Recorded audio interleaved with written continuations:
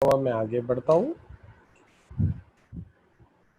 कल के अपना जो काम है उसको अगर मैं देखता हूँ कि कल मैंने क्या टॉपिक आपके साथ डिस्कस किया था, तो देखिए हमने कल जो है अपना जो स्लाइड सेट, मैं इसे कह सकता हूँ, जो शुरू किया था कल, वो 53rd जो था मेरा स्लाइड सेट जो है वो मैं डिस्कस कर रहा था, यानी कंटेंट्स के एतबार से मैंने अपनी 53rd प्रेजेंटेशन बनाई थी। इस प्रेजेंटेशन में मैंने आपको मैक्रो इकोनॉमिक पॉलिसी पढ़ाई थी, economic growth, economic development, role of expectation, aggregate demand, inflation, types of inflation, business cycle, unemployment और टाइप्स ऑफ अनएम्प्लॉयमेंट पे बात की थी। ये टॉपिक्स हैं जो कल हमने कवर किए थे। मैंने कल इनको 16 टॉपिक्स चूज़ किए थे अकॉर्डिंग टू कोर्स आउटलाइन।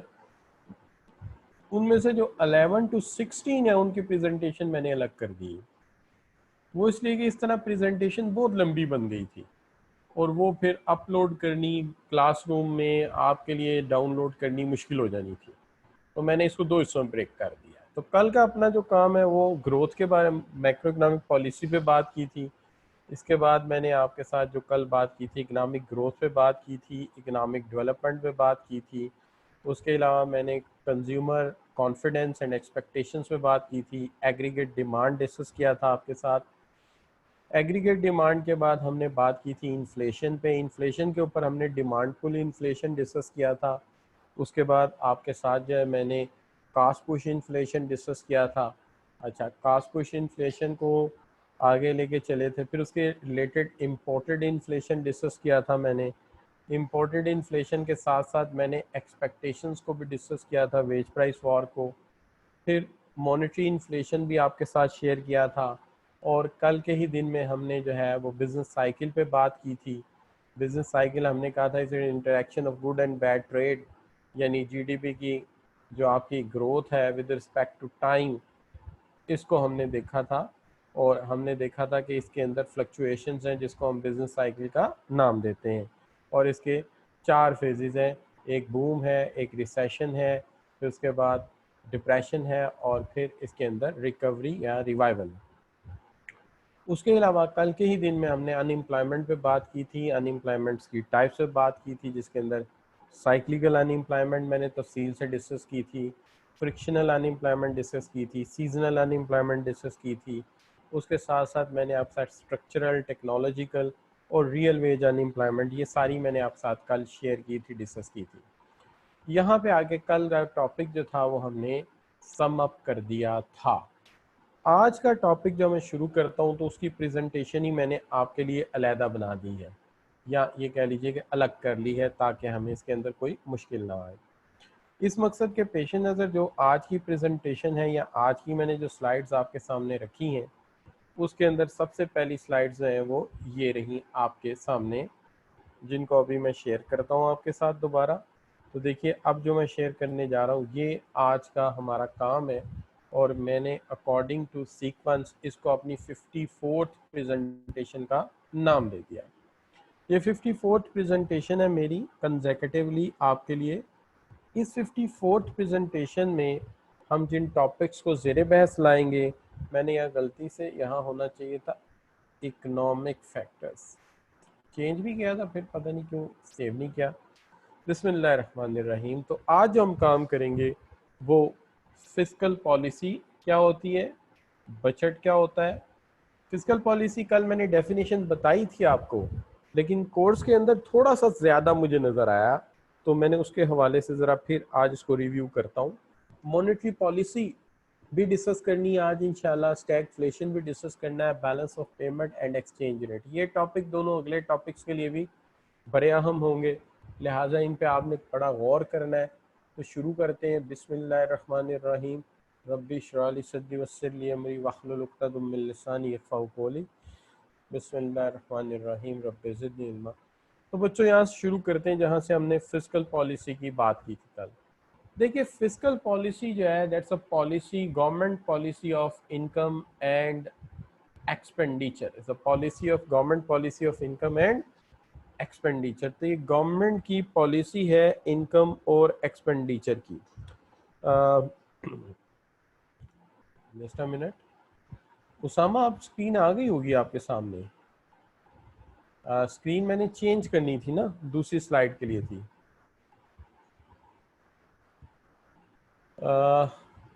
जवाब इसमें मसला ये है कि जब आप बैन अवी बिज़नेस इन्वायरमेंट की बात करते हैं या बिज़नेस मैनेजमेंट की बात करते हैं, तो उसके अंदर लाजमन हमें जो है मैक्रो इकनॉमिक फैक्टर्स को तफसील से डिस्कस करना पड़ता है। उसकी वजह ये होती है कि इसके अंदर बहुत सारे ऐसे इश्यूज़ हैं जिनको समझने के साथ बिज़नेस का बड़ा लिंक है। मिसाल के तौर पे फिजिकल पॉलिसी में टैक्स का मामला है, वो टैक्स जो है वो बिज़नेस मैनेजमेंट का हिस्सा है कि आप टैक्स कैसे मैनेज करेंगे। और बहुत सारे इश्यूज़ हैं, इन्फ्लेशन एक मामला है जिसके मुताबिक जो है आप प्रोडक्ट चेंज करेंगे या उसको लेके चलेंगे। मैं एक छोटी सी मिसाल देता हूँ। देखिए, हमर एक बहुत बड़ी जीप बनाने वाली कंपनी थी अमेरिका की। आपने हमर की जीप देखी होगी, बहुत बड़ी जीप है। तो हुआ ये कि उनकी जो जीप है वो पहले 8 सिलेंडर थी, लेकिन जब इन्फ्लेशन आया, पेट्रोल महंगा हुआ, वही जीप 4 सिलेंडर हो गई, छोटी होना शुरू हो गई। तो इन्फ्लेशन भी प्रोडक्ट को इफेक्ट करता है कि आपने प्रोडक्ट को कैसे लेके चलना है। होंडा, कावासाकी, यामाहा कभी 100 सीसी से छोटी बाइक नहीं बनाते थे।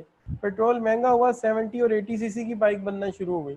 तो ये जो चीज़ें हैं ये भी कंसर्न होती हैं, इसलिए इनको इंक्लूड किया जाता है कि ये चीज़ें सारी की सारी जो है वो पैराफेमिलिया का हिस्सा है, इसलिए इनको डिस्कस किया जाता है। सेकेंडली, आप जब इकोनॉमिक्स में इन्हें पढ़ते हैं तो इकोनॉमिक्स में आप इनकी बड़ी डेप्थ में जाते हैं, वो होता है थ्योरेटिकल एस्पेक्ट। लेकिन जब आप आते हैं मैनेजमेंट के एंगल में या बिजनेस एनवायरनमेंट के एंगल में, तो वहाँ ये यहाँ जो हम डिस्कस कर रहे हैं ये प्रैक्टिकल एंगल से कर रहे हैं। यानी हम ये देखना चाहते हैं कि ये प्रैक्टिकल एंगल से कैसे अटैच कर रही है हमारे बिजनेस को। ठीक होगी बात?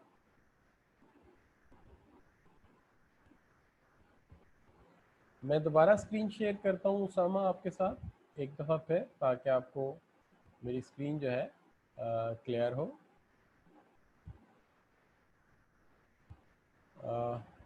लेट्स मी, आप स्क्रीन आ रही है मेरी?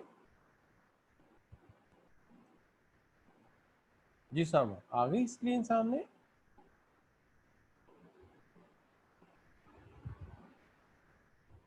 ठीक है, मैं दूसरी डिवाइस भी ऑन कर लेता हूँ ताकि मुझे जो स्क्रीन आपके सामने मुझे नज़र आए। अगर कोई मसला हो तो मैं यहीं से इसको वॉच आउट कर लूँगा। Let me notify the password, एक दफ़ा ज़रा लिख लूँ ताकि उसको दूसरी जगह अटैच करना आसान होगा मेरे लिए। Please let me.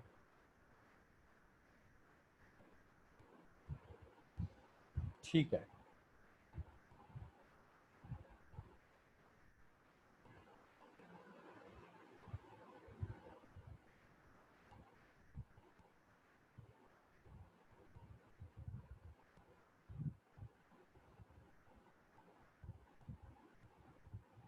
तो मेरी आवाज़ और स्क्रीन दोनों आप तक पहुंचनी चाहिए अकॉर्डिंग टू मी। ज़रा आप में से कोई बच्चा if can help me out कि क्या मेरी स्क्रीन और मेरी आवाज़ आप तक आ रही है?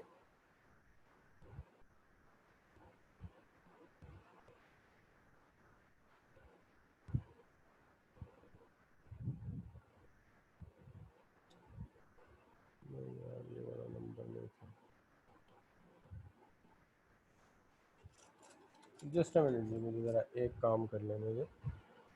जवाद कह रहे हैं ठीक है, और बाकी बच्चे भी कह रहे हैं, फसी भी कह रहा है ठीक है, तो इसका मतलब है आ रही है यार स्क्रीन।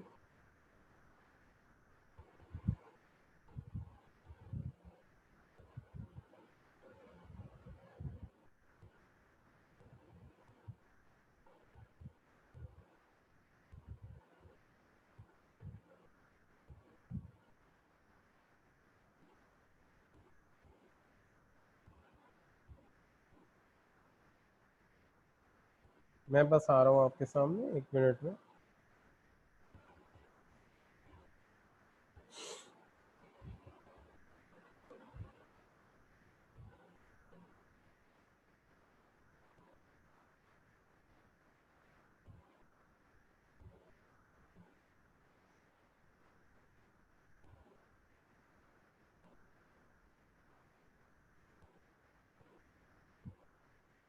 जी बच्चों,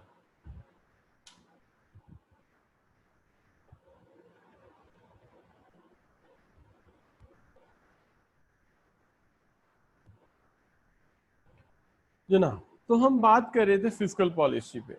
देखिए, fiscal policy is a policy of government income and expenditure. ये गवर्नमेंट की इनकम और एक्सपेंडिचर की पॉलिसी है। हम ये कहते हैं इसको कि गवर्नमेंट की इनकम क्या होती है। आप सब बच्चे जानते हैं कि गवर्नमेंट की इनकम जो है वो हमारे टैक्सेस हैं, और जो गवर्नमेंट की जो है वो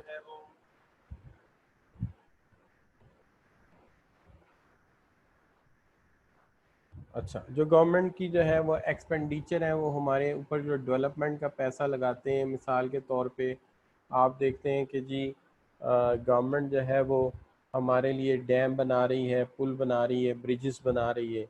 तो ये सारे के सारे ब्रिजेस और पुल वगैरह जो है क्या है, ये हमारे लिए स्पेसिफिक वर्क है जो एक्सपेंडिचर है। अब अगर इसी पॉलिसी को अगर गवर्नमेंट जो है डॉक्यूमेंटल फॉर्म में ले आती तो हम इसको फिस्कल पॉलिसी का नाम देते हैं।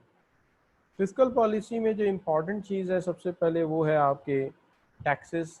टैक्सेस गवर्नमेंट क्यों लगाती है? हम जानते हैं कि गवर्नमेंट टैक्सेस इसलिए लगाती है कि रेवेन्यू बढ़ाया जा सके, इकोनॉमी में डिमांड को कंट्रोल किया जा सके, और ऐसी अनडिज़ायरेबल एक्टिविटीज़ को रोका जा सके जिसको हम नहीं चाहते कि हों। और इसी तरह सर्टन ऐसी चीज़ें जिनकी सोशल कॉस्ट ज़्यादा है उनको भी हम रोक सकें और प्रोटेक्ट कर सकें डोमेस्टिक इंडस्ट्री को। अब जहाँ तक सवाल है हमारे टैक्सेस सिस्टम का और एग्रीगेट डिमांड पे इम्पेक्ट किया जा सके, अब जहाँ तक सवाल है हमारी फिस्कल पॉलिसी का, तो हम देखते हैं हमारी फिस्कल पॉलिसी में दो तरह के टैक्सेस ऐड होते हैं। एक डायरेक्ट टैक्स कहलाते हैं, एक इनडायरेक्ट टैक्स कहलाते हैं। आप जानते हैं कि हमें अक्सर वेल्थ टैक्स का नोटिस आता है, यानी आपके फादर को प्रॉपर्टी टैक्स का नोटिस आता है। तो ये प्रॉपर्टी टैक्स जो है डायरेक्ट नेशनल बैंक में, या आप जमा करा के आते हो स्टेट बैंक में, तो ये डायरेक्ट टैक्स होता है। लेकिन वो टैक्स जो हम जाके जमा करा के आते हैं स्टेट बैंक में या ये तो हो गया ना आपका डायरेक्ट टैक्स। लेकिन एक चीज़ ये होती है कि अगर हम एक चाय की पत्ती का डब्बा ख़रीदते हैं, ठीक है जी, तो उसके ऊपर लिखा होता है कि जी इसकी ये प्राइस है और इसके साथ इतना सेल्स टैक्स है। तो सेल्स टैक्स जो है ये हमारा क्या है, ये हमारा इनडायरेक्ट टैक्स होता है कि हम हर चीज़ पर जो है वो कुछ ना कुछ इनडायरेक्ट टैक्स दे रहे होते हैं। इसको हम सेल्स टैक्स कहते हैं। अब ये जो दोनों टैक्स इस्तेमाल होते हैं गवर्नमेंट के रेवेन्यू के लिए, डायरेक्ट भी और इनडायरेक्ट भी, दोनों तरह के टैक्सेस जो हैं वो इस्तेमाल होते हैं गवर्नमेंट का रेवेन्यू बढ़ाने के लिए। अब जहाँ तक सवाल है, इनमें से टैक्सेस को जो फिलोसफिकली देखा जाता है वो तीन कैटेगरीज में देखा जाता है। एक रिग्रेसिव टैक्स है, एक प्रोग्रेसिव टैक्स है और एक प्रोपोर्शनेट टैक्स है। सबसे अच्छे जो टैक्स समझे जाते हैं वो प्रोग्रेसिव है। प्रोग्रेसिव टैक्स का जो मामूल होता है वो ये होता है कि जितनी हाई इनकम होगी उतने हाई प्रपोर्शन से चार्ज होंगे। यानी जो बंदा रिच है उससे टैक्स ज़्यादा लिया जाएगा, और जो बंदा पुअर है उससे टैक्स या तो नहीं लिया जाएगा या उससे लो टैक्स लिया जाएगा। तो ये प्रोग्रेसिव टैक्स कहलाता है। जबकि रिग्रेसिव टैक्स जो होता है ये इसके बरक्स होता है। इसके अंदर जो रिच आदमी है उससे टैक्स कम लेते हैं, और जो लो इनकम पर्सन है उससे टैक्स ज़्यादा लेते हैं। और जबकि प्रोपोर्शनेट टैक्स एक ऐसा टैक्स होता है जो फिक्स प्रोपोर्शन से चार्ज होता है, charge with a fix proportion. ये एक फिक्स प्रोपोर्शन से चार्ज किया जाता है। अब अगर आप कहेंगे कि रिग्रेसिव टैक्स क्या होता है, कैसे लग जाता है, तो देखिए बात ये है कि अगर डायग्रामेटिकली देखते हैं हम तो इस तरह से है कि फर्ज कीजिए इस साइड पे हमने टैक्स रेट रखा हुआ, इस साइड पे हमने इनकम रखी हुई है। अगर इनकम के बढ़ने के साथ साथ टैक्स रेट बढ़े तो ये प्रोग्रेसिव है। इस पे किसी को कोई एतराज़ नहीं, ठीक है जी, अमीर आदमी से ज़्यादा टैक्स ले लें, किसी को क्या एतराज़ है? एतराज़ किस चीज़ पे है? एतराज़ इस चीज़ पे होता है हमेशा कि जो गरीब आदमी है उससे ज़्यादा टैक्स ना लिया जाए। अगर गरीब आदमी से यानी इनकम कम होने पे जो है टैक्स रेट बढ़ जाए, यानी इनकम यहाँ कम है, लो है, यहाँ इनकम हाई है, तो हाई इनकम होने पर टैक्स रेट कम हो जाए और लो इनकम होने पर टैक्स रेट ज़्यादा हो जाए, तो ये तो रिग्रेसिव टैक्स है। ठीक है जी, इस पे एतराज़ लाजमन होता है। हाँ, एक और टैक्स होता है वो भी इतना लाइक नहीं किया जाता, इतना प्रोग्रेसिव को लोग लाइक करते हैं, तो जो इसके अलावा टैक्स है उसको हम कहते हैं, ये जो टैक्स है ये आपका कहलाता है प्रोपोर्शनेट टैक्स। ये भी इतना पसंद नहीं किया जाता।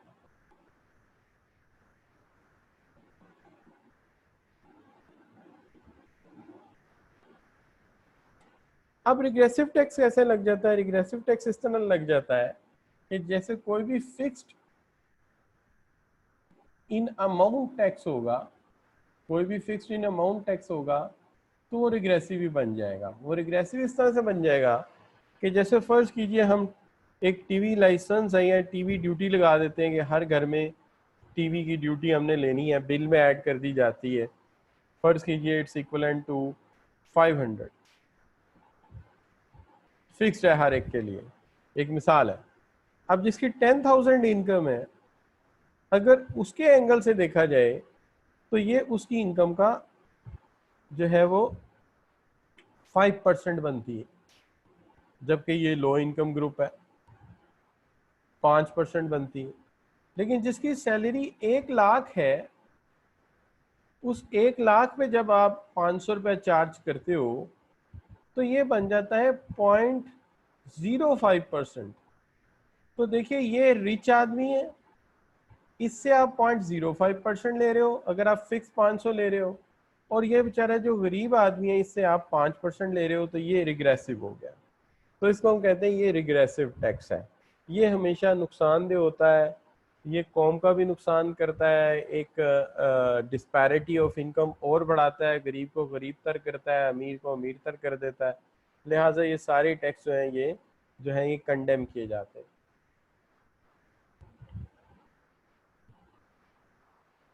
खूबी की बात यह है कि आज मुझे आपका जब लेक्चर देना था तो 5-10 मिनट तैयारी में मुझे 3-4-5 मिनट ज़्यादा लग गए। उसकी वजह ये थी कि जिस जगह मैंने बैठ के लेक्चर देना था उस साइड का लाइट चली गई, बाहर आंधी चल रही है, तो लाइट चली गई तो उस साइड का यूपीएस काम करना छोड़ गया, और ये जो डिवाइस है माशाल्लाह इसकी बैटरी भी काम छोड़ गई हुई है। तो मैं एक यूपीएस कनेक्शन ऊपर है, ये ज़रा ड्यूरेबल है थोड़ा सा, तो मैं यहाँ आके बैठ गया हूँ, तो यहाँ मैंने इसे कनेक्ट कर लिया है। अब मुझे ये भी डर होता है कि यहाँ पे पंखा चलाना पड़ता है, पंखा चलाते हैं तो थोड़ा सा ये एक प्रॉब्लम होता है कि साउंड ना आए आपको, तो उसके लिए मैंने एक सेंसिटिव माइक लिया हुआ है। ये सेंसिटिव माइक की खसूसियत ये है कि इसके अंदर आप थोड़ी सी अपनी आवाज़ रिकॉर्ड कर दें तो ये सिर्फ आपकी आवाज़ को पिक करेगा, बाकी पास कोई भी बोल रहा है उसकी आवाज़ पिक नहीं करेगा। It's very very nice mic है ये। तो वो मैं इसको लगाया मैंने, और मैं यहाँ आके बैठ गया हूँ टॉप फ्लोर पे। तो टॉप फ्लोर पे बैठा हूँ, यहाँ गर्मी काफ़ी ज़्यादा है, लेकिन बहरहाल ये है कि ये बड़ा ज़रूरी था आज का लेक्चर, चूँकि एक लेक्चर पहले मैंने छोड़ दिया था आपका और कोर्स भी वाइंड अप करना है। तो बहरहाल जो है मैं अब जो है मैं आपको अगर कभी आपको ज़रूरत पड़े तो आपको बताऊंगा। अब मेरे काफ़ी तजर्बा हो गया इन चीज़ों का, पहले इतना नहीं था, अब काफ़ी मुझे इनका एक्सपीरियंस हो गया। तो बहरहाल मैं इसको लेके ऊपर आ गया हूँ, तो यहाँ यूपीएस कनेक्शन है, और यहाँ पे जो है चांसेस यही कि इंशाल्लाह इलेक्ट्रिक फेलियर भी नहीं होएगा। और दूसरा ये कि मैंने जो इंटरनेट कनेक्शन है जो वॉल नीचे वर्ल्ड कॉल का चल रहा है वो भी आ रहा है, लेकिन उसके साथ मैंने जोंग का एक डायरेक्ट 4G लगाया हुआ है इसके अंदर, कि अगर दोनों में से एक भी ना चले तो कम से कम एक ज़रूर चलेगा। साथ मैंने मोबाइल का हॉटस्पॉट भी ऑन किया हुआ है कि कोई ना कोई चीज़ जो है वो कनेक्ट रहे और आपका लेक्चर डिस्टर्ब ना हो। बहरहाल अल्लाह ताला मदद करे। तो जी आगे बढ़ते हैं। अच्छा बच्चों, अब इसके अंदर जो मैं बात कर रहा हूँ वो ये है कि डायरेक्ट टैक्सेस की बात कर रहे थे, तो मैंने बता दिया रिग्रेसिव क्या, प्रोपोर्शनेट क्या, प्रोग्रेसिव क्या। लेकिन इसके हवाले से ये सवाल है, a tax which takes higher proportion of poor person salary than the rich person salary, तो मैं इसको क्या नाम दूंगा? एक ऐसा टैक्स जो गरीब से ज़्यादा ले और अमीर से कम ले, तो आप इसको क्या नाम दोगे शाबाश? तो अर्श कह रहे हैं कि हम इसको बी रिग्रेसिव टैक्स कहेंगे, ठीक है। और जो है जवाद, आमना, सलमान अली, कायनात, ये तमाम बच्चे, निदा, तूबा, फरवा, उसामा, आसिफ, मोहम्मद आसिफ, ये बच्चे जो हैं बी ऑप्शन ले रहे हैं, तो बिल्कुल सही है, ये रिग्रेसिव टैक्स कहलाएगा। मैं ज़रा आपको याद कराना चाहता था कि रिग्रेसिव टैक्स क्या होता है। तो बी ऑप्शन बिल्कुल सही है। इसी तरह का एक सवाल मैंने एक जगह और भी देखा था, वहां से मैंने इसको कॉपी कर लिया। The government of certain country decide to introduce a poll tax which involve a flat rate of levy of $200 on every adult member of the population. This tax is called, एक fixed amount में tax है कि $200 हर एक से हमने लेना है। तो अगर $200 हर एक से लेते हैं तो फिर ये कौन सा टैक्स कहलाएगा? तो बच्चे क्या कहेंगे इसके मुतालिक? तो बच्चे कह रहे हैं कि ये जो टैक्स है हम इसको कहेंगे, ये मोस्टली बच्चे जो हैं इसको कहेंगे, कह रहे हैं कि ये आई थॉट बी ऑप्शन ले रहे हैं, लेकिन मेरे पास इसके लिए जो ऑप्शन है वो थोड़ी डिफरेंट है। वो ये है कि this is also a regressive tax. Regressive tax इस सेंस में है कि जिसकी आमदनी $600 होगी, उससे अगर मैं 200 ले रहा हूँ तो इसका मतलब है मैं उसकी आमदनी का 33% ले रहा हूँ। और जिसकी आमदनी जो है वो फ़र्ज़ कीजिए कि है $1800 है, उसकी आमदनी का मैं जो ले रहा हूँ उसकी आमदनी का मैं तकरीबन जो है, यू कैन सी दैट कि अगर फ़र्ज़ कीजिए चले मैं 2000 करता हूँ ताकि आसानी रहे, 2000 है तो उसकी आमदनी का सिर्फ मैं 10% ले रहा हूँ। तो इसका मतलब ये हुआ कि जो ज़्यादा आमदनी वाला है उसका परसेंटेज क्या है? कम। और जो कम आमदनी वाला है उसका प्रपोर्शन क्या है? ज़्यादा। तो जब भी फिक्स्ड अमाउंट में टैक्स होगा, याद रखें फिक्स्ड अमाउंट में टैक्स होगा, हमारी पीटीवी की एक्साइज ड्यूटी, हमारा toll tax of the motorway, जो भी फिक्स्ड अमाउंट में टैक्स होगा वो रिग्रेसिव होगा, क्योंकि वो अमीर गरीब नहीं देखता, वो हर एक से एक ही अमाउंट चार्ज करता है। उस अमाउंट का जब हम प्रोपोर्शनेटली तकसीम करते हैं उसकी आमदनी पे या रेशियोज कंपेयर करते हैं तो गरीब से ज्यादा हिस्सा ले रहे होते हैं परसेंटेज वाइज और अमीर से कम ले रहे होते हैं। इससे हम इसको रिग्रेसिव टैक्स का नाम ही देंगे। क्लियर बच्चों? अच्छा, अब इसके अंदर एक बात और आ जाती है, वो ये आ जाती है जनाब कि इसको साइड पे यार कर दें। अच्छा, तो एक चीज और इसके आगे आ जाती है, वो ये है कि which of the following government aim might be achieve by means of fiscal policy. Fiscal policy से हम कौन सा ऑब्जेक्टिव अचीव कर सकते हैं? तो फिस्कल पॉलिसी से जो ऑब्जेक्टिव अचीव कर सकते हैं उसके अंदर हम दौलत की तकसीम दोबारा कर सकते हैं, रीडिस्ट्रीब्यूशन। वो कैसे? रिच पे टैक्स लगाएं और पुअर पे खर्च कर दें, अमीर से पैसा लें गरीब पे खर्च कर दें, तो दौलत की रीडिस्ट्रीब्यूशन हो जाएगी।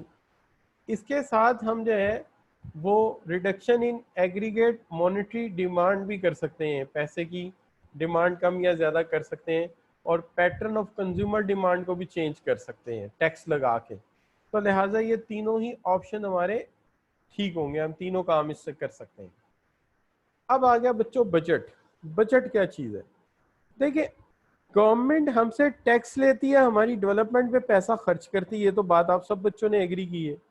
आप सब बच्चे इस बात को मानते हैं, हाँ जी गवर्नमेंट हमसे टैक्स लेती है और हमारी ज़रूरियात पे उसे खर्च करती है। हमने इस बात को एडमिट कर लिया, मान लिया। अब जब हमने इस बात को एडमिट कर लिया है कि गवर्नमेंट पैसा इनकम के सोर्स से टैक्स हमसे लेती है और हमारे ऊपर खर्च करती है, लेकिन हम गवर्नमेंट से कहते हैं कि जनाब आप जिम्मेदारी से खर्च करें, आप हमें बताइए आप पैसा कहाँ खर्च कर रहे हैं, हमें बताइए आप पैसा कहाँ खर्च कर रहे हैं। क्या क्या बच्चों हम गवर्नमेंट को आज़ाद छोड़ सकते हैं कि ये लो पैसे जहाँ मर्जी खर्च करो, हम पूछेंगे ही नहीं? क्या ऐसा हो सकता है? आप यकीनन कहेंगे नहीं सर ऐसा नहीं हो सकता। हम गवर्नमेंट से कहेंगे नहीं भी, जहाँ भी खर्च किया वो हमें बताओ, पैसा कहाँ से लाए हो और कहाँ खर्च कर रहे हो। उसके ऊपर भी हम कई सौ तरह की तनकीद करते रहते हैं। अच्छा, तो अब सवाल ये है कि हुकूमत को मादर पिदर आजाद तो नहीं छोड़ा जा सकता ना जनाब। आप हमसे टैक्स ले रहे हैं और आप वो टैक्स डेवलपमेंट प्रोजेक्ट पे लगा रहे हैं, हमें कैसे यकीन आएगा कि आप सही जगह लगा रहे हैं? लिहाजा आपको हमें एक डॉक्यूमेंट देना होगा हर साल, एक प्लान देना होगा हर साल कि जनाब आप हमें प्लान बना के दें पैसा कहाँ से लेंगे और कहाँ खर्च करेंगे। और ये प्लान जो है ना, ये आप सिर्फ हमें दिखाएंगे नहीं, हमारे जो रिप्रेजेंटेटिव है ना हाउस ऑफ कॉमन और हाउस ऑफ पार्लियामेंट, कौमी असम्बली और सेनेट में, वहाँ से जॉइंट सेशन करें और अप्रूव कराएं। हमारे मेंबर अप्रूव करेंगे तो हम मानेंगे, वरना हम नहीं मानते आपने बजट सही बनाया। तो ये है बच्चों बजट। बजट कुछ भी नहीं है, जो फिस्कल पॉलिसी है उसी को ब्लैक एंड व्हाइट में लिख देना है। जो फिस्कल पॉलिसी है उसको ब्लैक एंड व्हाइट में लिख देना है और उसका अप्रूवल जाके अवामी नुमाइंदगान से कराना है। और अगर आप you are going to approve it from the senate and the joint session of the house of common and house of parliament, this is called budget. This is called budget. अच्छा, तो ये है बजट। अब सवाल ये है कि कब कौन सा बजट बनाना है, ये भी तो एक सवाल है। इकोनॉमिस्ट कहते हैं कि बजट तो एक टूल है जो कि हमारे कई मसले हल करता है और हम इसको एज अ इकोनॉमिक टूल इस्तेमाल करते हैं। यानी ये हमारा वॉल्यूम है जिससे हम तस्वीर को शार्प भी कर सकते हैं, तस्वीर को डिम भी कर सकते हैं, रोशनी बढ़ा भी सकते हैं और घटा भी सकते हैं। वो कैसे? वो कहते हैं जी, सीधी बात यह है कि आप अच्छी तरह जानते हैं कि बिजनेस साइकिल का एक फेज ऐसा है जिसमें बूम आता है और बूम में मसला ये होता है कि इन्फ्लेशन और एक्सपेक्टेशंस बड़ी हाई होती है। इन्फ्लेशन और एक्सपेक्टेशंस बड़ी हाई होती है। दूसरा फेज होता है डिप्रेशन। डिप्रेशन में क्या होता है जी? डिप्रेशन में ये सूरत हाल होती है कि वहां पर डिफ्लेशन होता है और अनएम्प्लॉयमेंट हाई होती है। अब दोनों जगह मसला हल किया जा सकता है। वो कैसे? देखिए, डिप्रेशन क्यों आया है? क्योंकि डिमांड कम है। तो लिहाजा यहाँ पे अगर डिमांड में इजाफा करने का कोई हल कर लिया जाए, डिमांड बढ़ा दी जाए, तो अगर डिमांड बढ़ गई तो हम बाहर आ जाएंगे। और यहाँ पे अगर डिमांड किसी तरह कंट्रोल कर ली जाए प्रोडक्ट्स की, सर्विसेज की, तो हम नीचे ज़रा चले जाएंगे।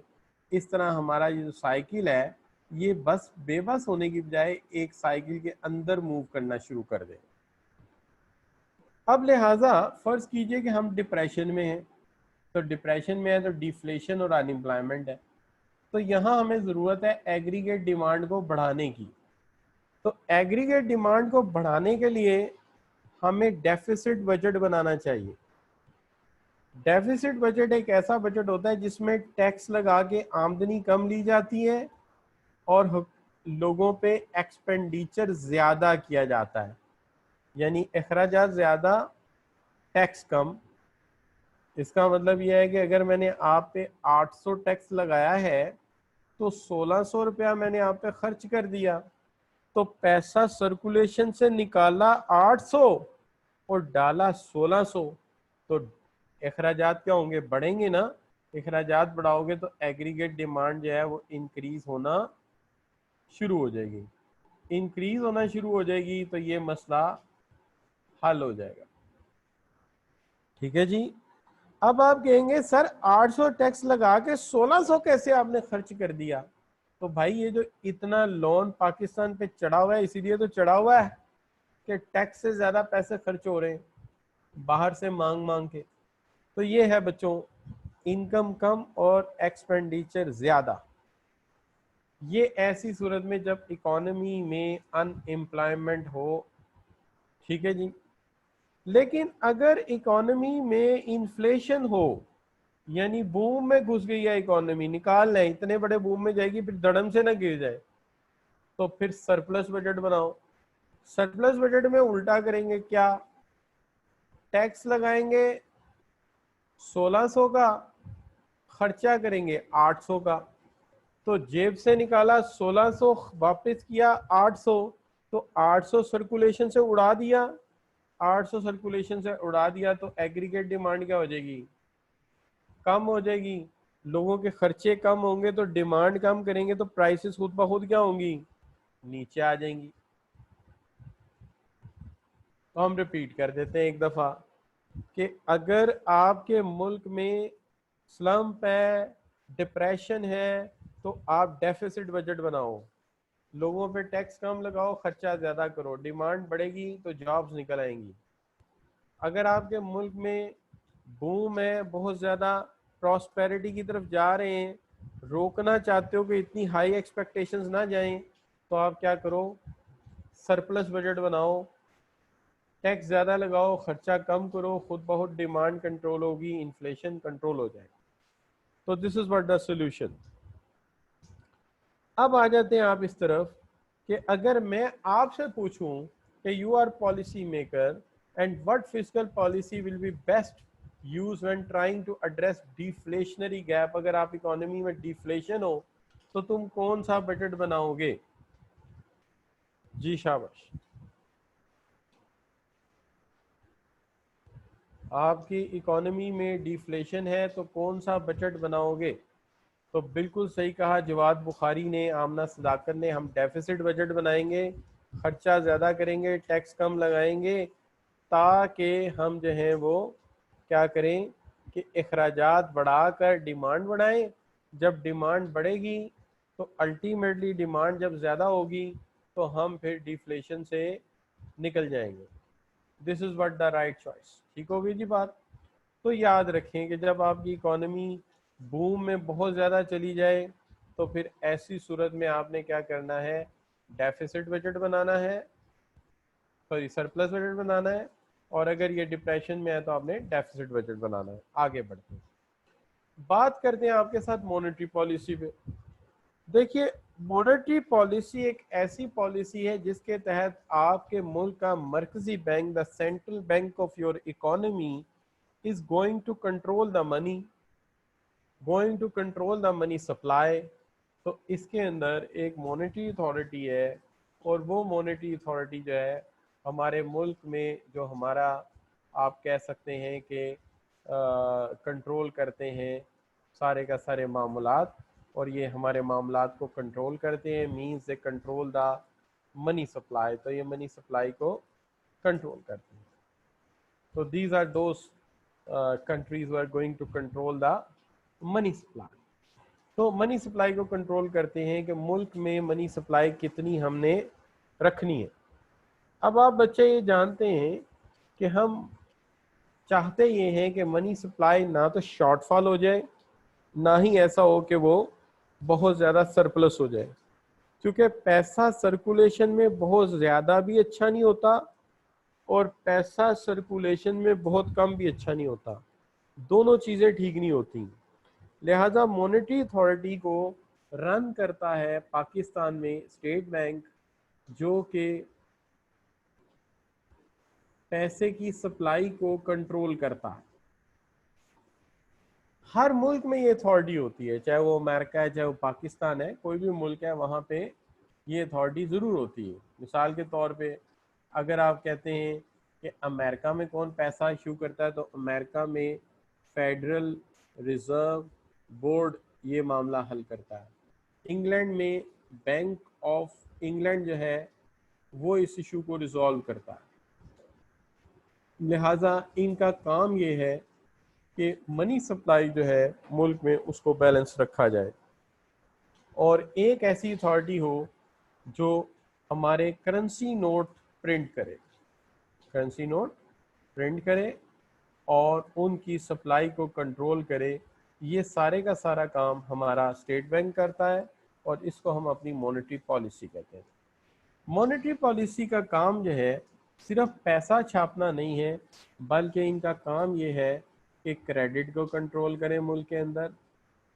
इनका काम ये है कि रेट ऑफ इंटरेस्ट को कंट्रोल करें, और जब आप रेट ऑफ इंटरेस्ट को कंट्रोल करते हैं, you can see that the money को कंट्रोल करते हैं, तो अल्टीमेटली वैल्यू ऑफ मनी भी आपके कंट्रोल में आ जाती है।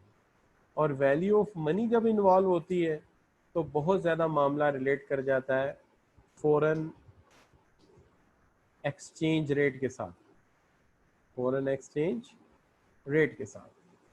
तो इसके साथ मामला बहुत ज़्यादा रिलेट कर जाता है, इसलिए ये भी बड़ा इम्पॉर्टेंट इशू है कि इसको हम कैसे टैकल करेंगे।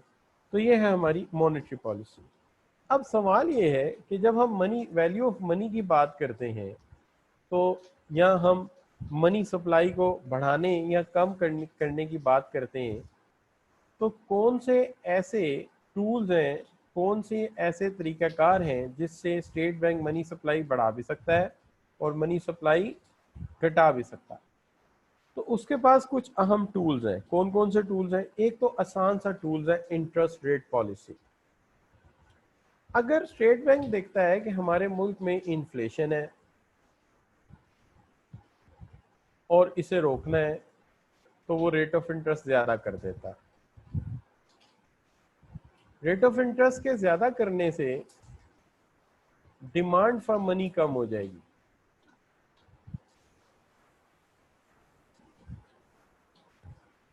और अल्टीमेटली आपका जो मनी सप्लाई बढ़ने का इशू है वो रिजॉल्व हो जाएगा।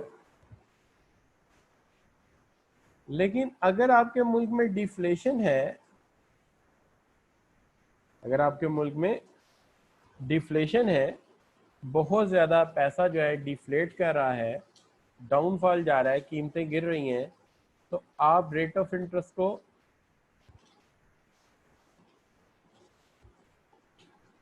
कम कर देंगे, जिससे मनी डिमांड ज़्यादा हो जाएगी और पैसा जो है सर्कुलेशन में ज़्यादा चला जाएगा। तो ये बड़ा अच्छा असूल है कि इन्फ्लेशन है तो शरह सूद बढ़ा दो। शरह सूद बढ़ाओगे तो लोग क्रेडिट कार्ड भी यूज़ नहीं करेंगे, लोग कर्जे से गाड़ियां भी नहीं लेंगे, लोग कर्जा लेके कोई चीज़ भी नहीं खरीदेंगे, तो खुद ब खुद चीज़ों की कीमतें नीचे आ जाएंगी। लेकिन अगर डिफ्लेशन है, चीज़ें बिक नहीं रही, कीमतें नीचे जा रही हैं, तो फिर आप क्या करें? रेट ऑफ इंटरेस्ट को कम कर दें। आप रेट ऑफ इंटरेस्ट को कम करेंगे, लोग क्रेडिट कार्ड यूज़ करेंगे, लोग कंज्यूमर लोन लेंगे, बिजनेस लोन लेंगे और लेके पैसा खर्च करेंगे। जब वो पैसा खर्च करेंगे तो अल्टीमेटली चीज़ों की कीमतें बढ़ना शुरू हो जाएंगी और आपका डिफ्लेशन का मसला हल हो जाएगा। तो एक तो ये चीज़ है। अब ये इन्फ्लेशन और डिफ्लेशन हम कहते हैं, लेकिन हकीकत में ये हम बिजनेस साइकिल का ही हल कर रहे हैं। क्योंकि बूम में इन्फ्लेशन होगा और डिप्रेशन में डिफ्लेशन होगा। तो अगर हम इन्फ्लेशन को भी रिजॉल्व कर लेते हैं इस तरीके से और डिफ्लेशन को हल कर लेते हैं इस तरीके से, तो एक्चुअली तो हम बिजनेस साइकिल को कंट्रोल कर रहे हैं। अच्छा, इसी तरह से अगर आप देखते हैं तो एक और तरीका है रिजर्व रिक्वायरमेंट का। अब रिजर्व रिक्वायरमेंट का जो तरीका है वो क्या है?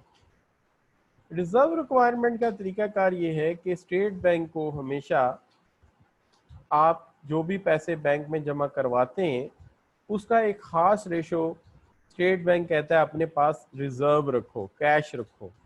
यानी अगर आपने 100 रुपया जमा करवाया है तो बैंक 20 रुपये अपने पास रिजर्व रखेगा, 80 रुपये का लोन इशू कर देगा। ये रूल है। जाहिर है बैंक अपने पास पैसा नहीं रखते, बैंक तो पैसे से पैसा कमाते हैं। लिहाजा वो क्या करेंगे कि अगर आपने 100 रुपया उनके पास रखा है तो 20 रुपये अपने पास रखेंगे, 80 रुपये का लोन दे देंगे। ये हमारी रिजर्व है। अगर इन केस मुल्क में इन्फ्लेशन आ गया तो इन्फ्लेशन की सूरत में स्टेट बैंक कहेगा कि रिजर्व रिक्वायरमेंट बढ़ा दो। अगर यहाँ 20 है तो उसको 40 कर दो। इसका फायदा ये होगा कि 40% होने से अगर 100 रुपया हमने जमा कराया है बैंक में तो बैंक को 40 रुपये कैश रखने पड़ेंगे और वो लोन एडवांस कर सकेगा 60 रुपये का। इस तरह लोन जो पहले 80 रुपये का इशू हो रहा था अब 60 रुपये का इशू होगा। तो इससे जो है वो इन्फ्लेशन का मसला रिजॉल्व हो जाएगा। लेकिन अगर इकोनॉमी में डिफ्लेशन आ गया यानी कीमतें गिरना शुरू हो गई तो स्टेट बैंक कहेगा 20 की बजाय रिजर्व रिक्वायरमेंट 10% कर दो। तो अगर स्टेट बैंक इसको 10% कर देता है तो सिर्फ 100 रुपये में से 10 रुपये बैंक रखेगा और 90 रुपये का लोन इशू कर देगा। इस तरह लोन पहले जो 80 रुपये का था अब कितने का इशू हो रहा है?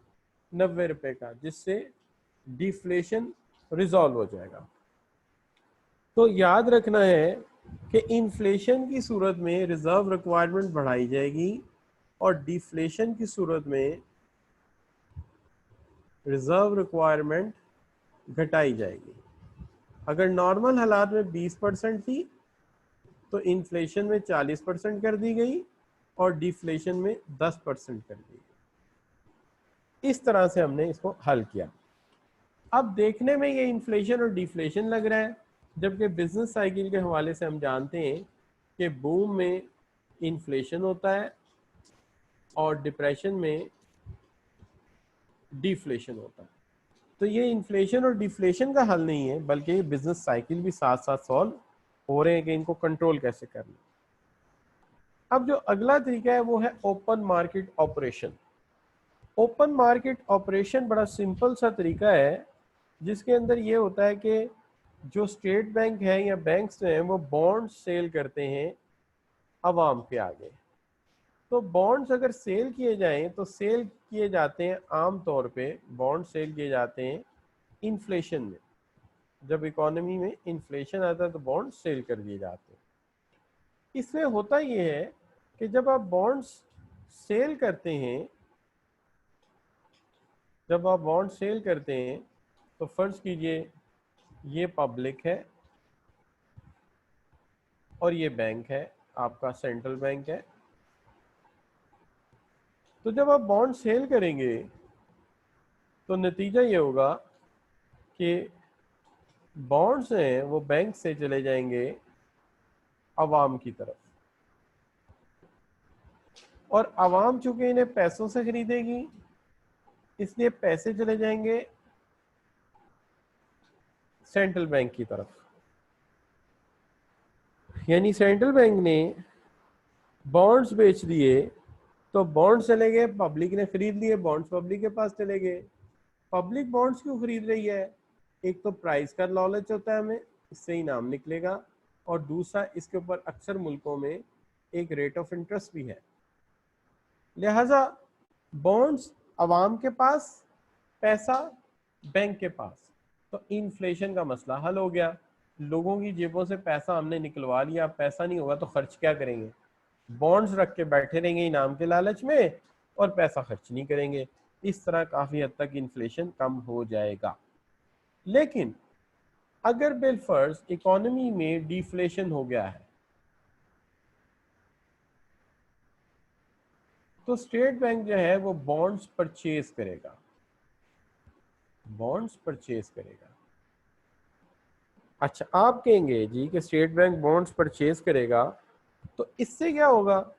इससे ये होगा कि बॉन्ड्स परचेज किए तो बॉन्ड्स पहले किसके पास थे? पब्लिक के पास। अब बॉन्ड्स किसके पास आ जाएंगे? स्टेट बैंक के पास, और पैसा चला जाएगा पब्लिक के पास, पैसा चला जाएगा पब्लिक के पास।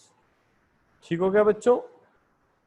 अच्छा, तो यहाँ पे ये जो सिचुएशन अराइज करेगी ये इस तरह से होगी कि बॉन्ड्स चले गए, बॉन्ड्स चूंकि परचेज कर लिए ना स्टेट बैंक ने, तो बॉन्ड्स आके स्टेट बैंक के पास, पैसा चला गया पब्लिक के पास। अच्छा, अब इसमें दो बातें जो मेरे जहन में आ रही, आपके जहन में शायद हो कि यार पब्लिक है, हमने बॉन्ड्स वापस नहीं करने। नहीं, ऐसा नहीं होता। स्टेट बैंक एक इश्तार दे देना सुबह कि हम 5,000 का बॉन्ड खत्म कर रहे हैं, 3 दिन में आके वापस कर जाओ वरना जाया हो जाएगा, तो लोग भागे भागे जाएंगे, जाके वापस कराएंगे।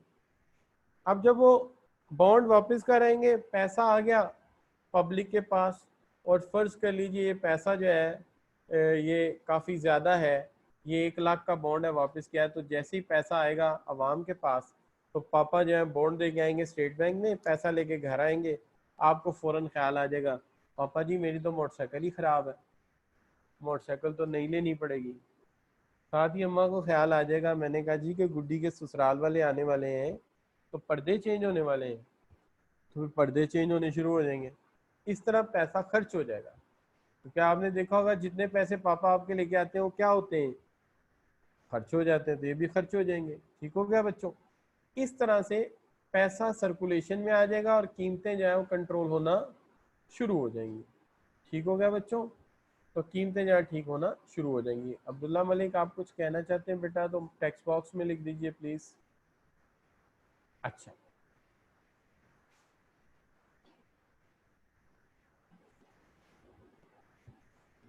जी, तो अब्दुल्ला कह रहे हैं कि अगर बजट डेफिसिट में होगा तो डिमांड पुल इन्फ्लेशन भी पैदा हो सकता है। नहीं, एक्चुअली हम इतना लूज करेंगे जितनी हमारी कीमतें गिरी हैं, हम उससे ज्यादा कंट्रोल नहीं जाने देंगे ना कि बहुत ज्यादा कीमतें बढ़ जाए। एक बात।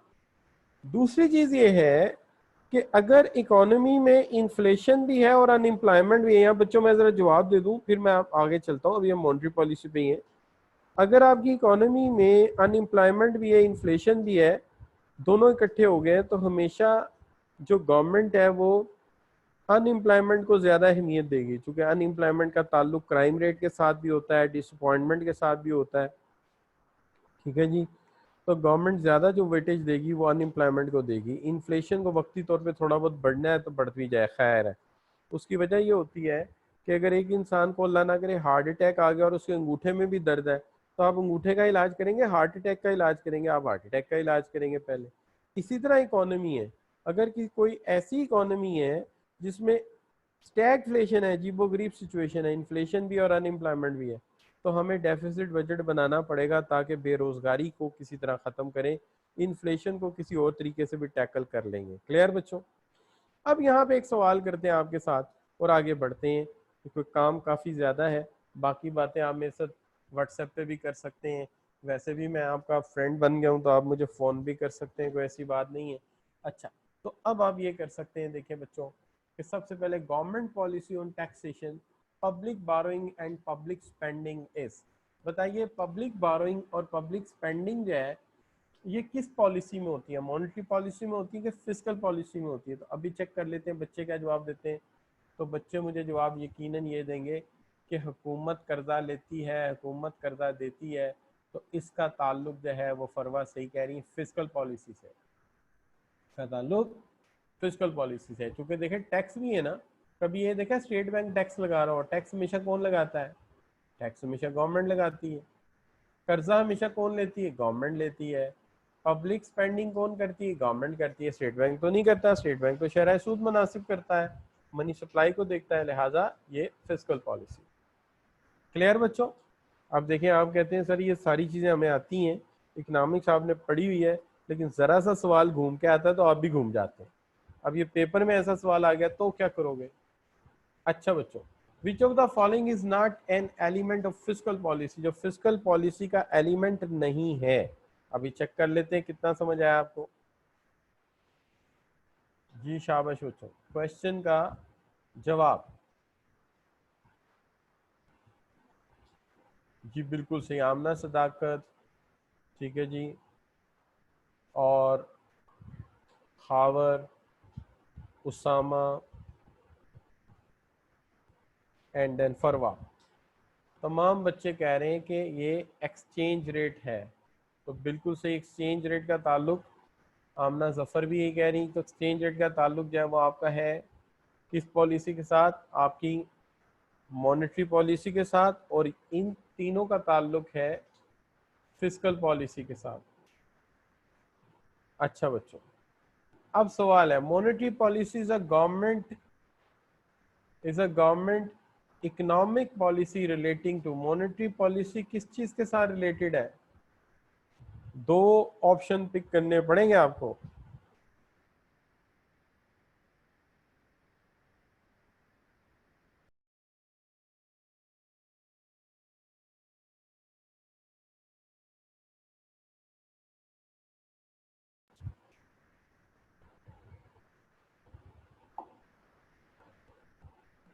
बिल्कुल सही हो गया, अली रजा, उसामा, तूबा मजीद, ठीक है, फरवा अकरम, ये सब ए के हक में है, क्योंकि ए ऑप्शन ये बताता है हमें, ये ऑप्शन हमें बताता है कि ये इंटरेस्ट रेट है, और दूसरा ये एक्सचेंज रेट है। टैक्स जो है इसका ताल्लुक फिस्कल पॉलिसी से है, और बारोइंग और स्पेंडिंग का ताल्लुक भी फिस्कल पॉलिसी से, इन तमाम का ताल्लुक फिस्कल पॉलिसी से होता है।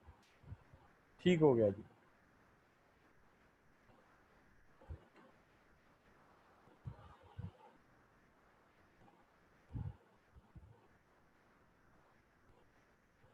एक क्वेश्चन और है, if a government has a macroeconomic policy objective of expanding overall level of economic activity, अगर एक गवर्नमेंट चाहती है कि एग्रीगेट डिमांड बढ़े और एक्टिविटी, इकोनॉमिक एक्टिविटी बढ़े, तो which of following measure not be consistent with the such an objective, कौन सी ऐसी मेजर है जिससे डिमांड नहीं बढ़ेगी बल्कि डिमांड कम हो जाएगी? जी शाबाश, देखते हैं कि कौन सा बच्चा जवाब देता है इसका। इस वक्त 35 बच्चे हैं हमारे पास ऑनलाइन, तो देखते हैं कौन सा बच्चा जवाब देता है। तो बिल्कुल सही कहा आपने, फरवा ने, जवाद बुखारी ने, आमना सदाकत ने, इन तमाम बच्चों ने कहा कि सी ऑप्शन है, जिसका मतलब ये है कि अगर टैक्स बढ़ेगा तो टैक्स बढ़ाने से, टैक्सेस के इंक्रीज करने से हमारा जो है वो एग्रीगेट डिमांड कम हो जाएगी, जबकि टैक्स कम करने से एग्रीगेट डिमांड बढ़ेगी। ये ठीक है, इंटरेस्ट रेट कम करने से लोग लोन ज़्यादा लेंगे और पब्लिक एक्सपेंडिचर बढ़ाने से भी इकोनॉमिक एक्टिविटी बढ़ेगी। गुड हो गया जी। अब आ जाते हैं हम, बड़ा अहम मैटर है स्टैगफ्लेशन। सवाल ये है कि हम स्टैगफ्लेशन के बारे में क्या जानते हैं। देखिए, स्टैगफ्लेशन एक ऐसी सूरत हाल है जिसके अंदर इकोनॉमी में इन्फ्लेशन और अनएम्प्लॉयमेंट दोनों इकट्ठे हो जाते हैं, यानी a situation in an economy in which inflation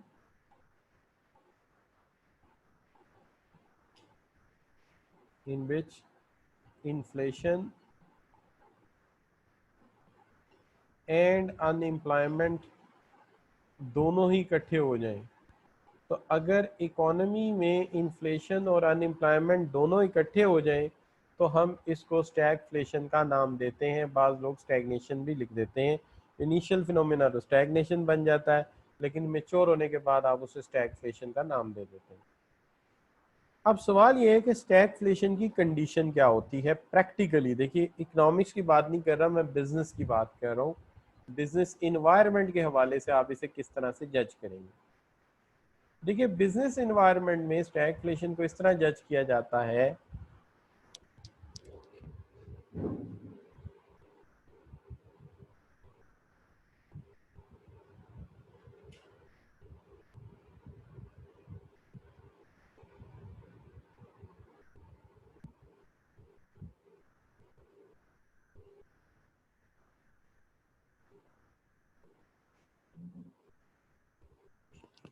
देखिए, इसको इस तरह जज किया जाता है जैसे कि आप ये कह दें कि किसी भी इकोनॉमी में अगर जीडीपी जो है वो लेस देन 2% है, लेस देन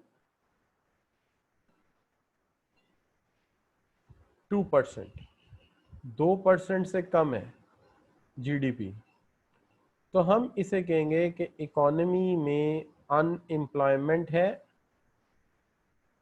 इकोनॉमी स्टेगनेंट हो गई है। क्यों? चूंकि किसी भी इकोनॉमी में रोजगार देने के लिए जीडीपी या रोजगार बढ़ाने के लिए जीडीपी 2% से ऊपर होना चाहिए। 2% तक जो जीडीपी है ये तो सिर्फ और सिर्फ डेप्रिसिएशन भी कवर बा मुश्किल नहीं कर सकेगा। यानी जाहिर है सारा साल हम डैम इस्तेमाल करते हैं, सड़कें इस्तेमाल करते हैं, तो ये डैम और ये सड़कें ये डेप्रिशिएट भी तो होती हैं, ये टूटती भी तो हैं। तो जब हम कहते हैं कि ये सड़कें टूटती हैं, डेप्रिशिएट होती हैं, तो हमारे जहन में ये बात होनी चाहिए कि जनाब ये सड़कें, ये सारा कुछ जो डेप्रिशिएट होना है, इसके लिए जीडीपी हमारा जो है वो कम से कम जो है वो 2% से ज़्यादा तो होना चाहिए। क्योंकि अगर ये 2% से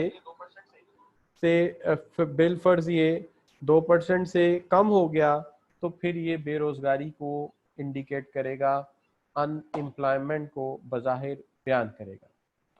तो फिर तो समझिए कि अनएम्प्लॉयमेंट लाजमी है। दूसरी बात यह है कि अगर ये 2% से कम है, कंफर्म हो गया अनएम्प्लॉयमेंट है, लेकिन इन्फ्लेशन का कहां से पता चलेगा? इन्फ्लेशन का पता चलेगा अगर हमारा कंज्यूमर प्राइस इंडेक्स नंबर, आपने पढ़ा होगा स्टेटिस्टिक्स में, कंज्यूमर प्राइस इंडेक्स नंबर। तो कंज्यूमर प्राइस इंडेक्स जो है, डॉक्टर फिशर ने कहा था कि 50 कमोडिटीज लाजमी लेनी चाहिए, याद आया आपको? तो 50 कमोडिटीज लेनी चाहिए। तो अगर ये 3% से ज्यादा इंक्रीज शो कर रहा है कीमतों में, तो इसका मतलब है कि मुल्क में इन्फ्लेशन भी है और भैया उसके साथ साथ अनएम्प्लॉयमेंट भी है। ये दोनों इकट्ठे हो गए तो ये बन जाएगा आपका क्या जी? स्टैगफ्लेशन। ये बन जाएगा आपका स्टैगफ्लेशन या स्टैग्नेशन। तो क्या आपको ये बात समझ आ गई है कि जीडीपी 2% से कम हो और इन्फ्लेशन जो है वो 3 कंज्यूमर प्राइस इंडेक्स 3% से ज्यादा हो, तो हम इसे क्या कहेंगे? इकोनॉमी स्टैगफ्लेशन का शिकार है। तो क्या आपको ये बात समझ आई बच्चों? मैं देख रहा हूं आपके कमेंट्स में कि do you understand this phenomena. तो according to business view point, if you see that कि किसी इकोनॉमी में इन्फ्लेशन और अनएम्प्लॉयमेंट दोनों इकट्ठे हैं, तो अनएम्प्लॉयमेंट जाहिर होगी जब जीडीपी 2% से कम होगा और कंज्यूमर प्राइस इंडेक्स 3% से ज्यादा प्राइसेस में इजाफा शो करेगा। तो इसका मतलब है इन्फ्लेशन भी है और अनएम्प्लॉयमेंट भी है। आपने कहा समझ आ गई, मैंने मान लिया कि समझ आ गई। लेकिन अगर मैं किसी कंपेटिटिव बॉडी का एक सवाल आपके सामने रख दूं, और वो भी बिजनेस इन्वायरमेंट का, ये सवाल है, तो आपके पास 3-4 कंट्रीज हैं। एक नॉर्थलैंड है, एक साउथलैंड है, एक ईस्टलैंड है, एक वेस्टलैंड है। किस मुल्क में इस वक्त जो है वो इस वक्त स्टैगफ्लेशन मौजूद है? इन 4 मुल्कों में से स्टैगफ्लेशन किस में है?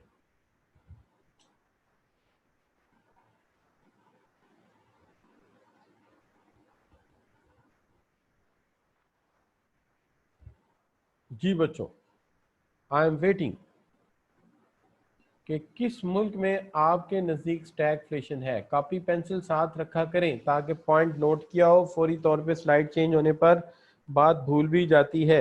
लिखी होगी तो फौरन सवाल हल किया जाएगा और प्रैक्टिस हो जाएगी।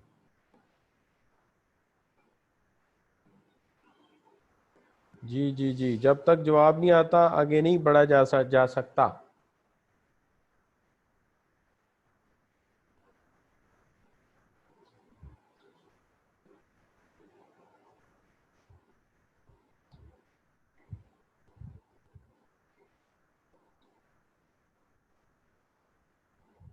जी बच्चों, एक बच्चे का ख्याल है साउथलैंड, सामा कहते हैं साउथलैंड, आमना कहती है नॉर्थलैंड, और फरवा कहती Northland, Jawad Bukhari Southland, Huzaima Nadeem Northland, Kaunain Northland, Kaunain Syed Northland, Waleed Baig Northland. तो ये तमाम बच्चे नॉर्थलैंड को कह रहे हैं, कुछ बच्चे कुछ इसको कह रहे हैं। मैं ज़रा वजाहत करता चलूँ। देखिए यहाँ पे सबसे पहली बात तो मेरे भाइयों ये है, और मेरी बहनों, बात असल में ये है कि सबसे पहली चीज़ जो ज़ेर बहस आनी चाहिए थी वो ये थी कि हमें एक तो इस रो पे गौर करना है जिसमें जीडीपी दिया हुआ है, और एक हमें कंज्यूमर प्राइस वाली रो पे कंसीडर करना है। ये 2 पॉइंट कंसीडरेबल है, ये दोनों का ताल्लुक नहीं है इसके साथ।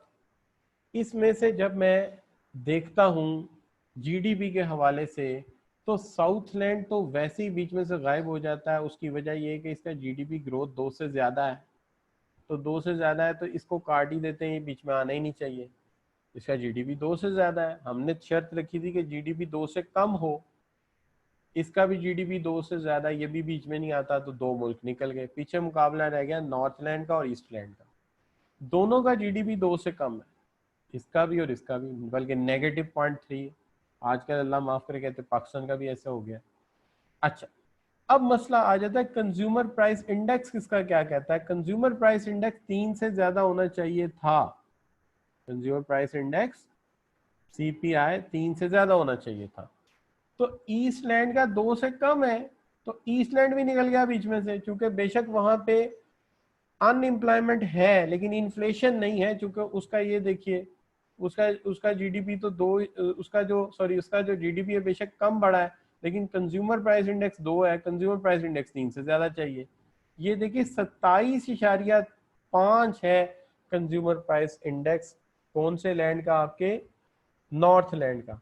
लिहाजा नॉर्थ लैंड सही आंसर है, क्योंकि नॉर्थ लैंड में दोनों चीजें पाई जा रही हैं कि जीडीपी भी 2 से कम, जीडीपी भी 2 से कम, और भैया इन्फ्लेशन भी 27% हो गया है। तो ये है वो मुल्क जिसमें इस वक्त इन्फ्लेशन प्लस अनएम्प्लॉयमेंट है। अब बताओ कितनी इकोनॉमिक्स आती थी आपको? है सवाल करते हैं क्यों पढ़ा रहे हैं, बताओ जरा। अगर बिजनेस साइंस में सवाल आ जाए तो क्या करोगे तुम लोग यार?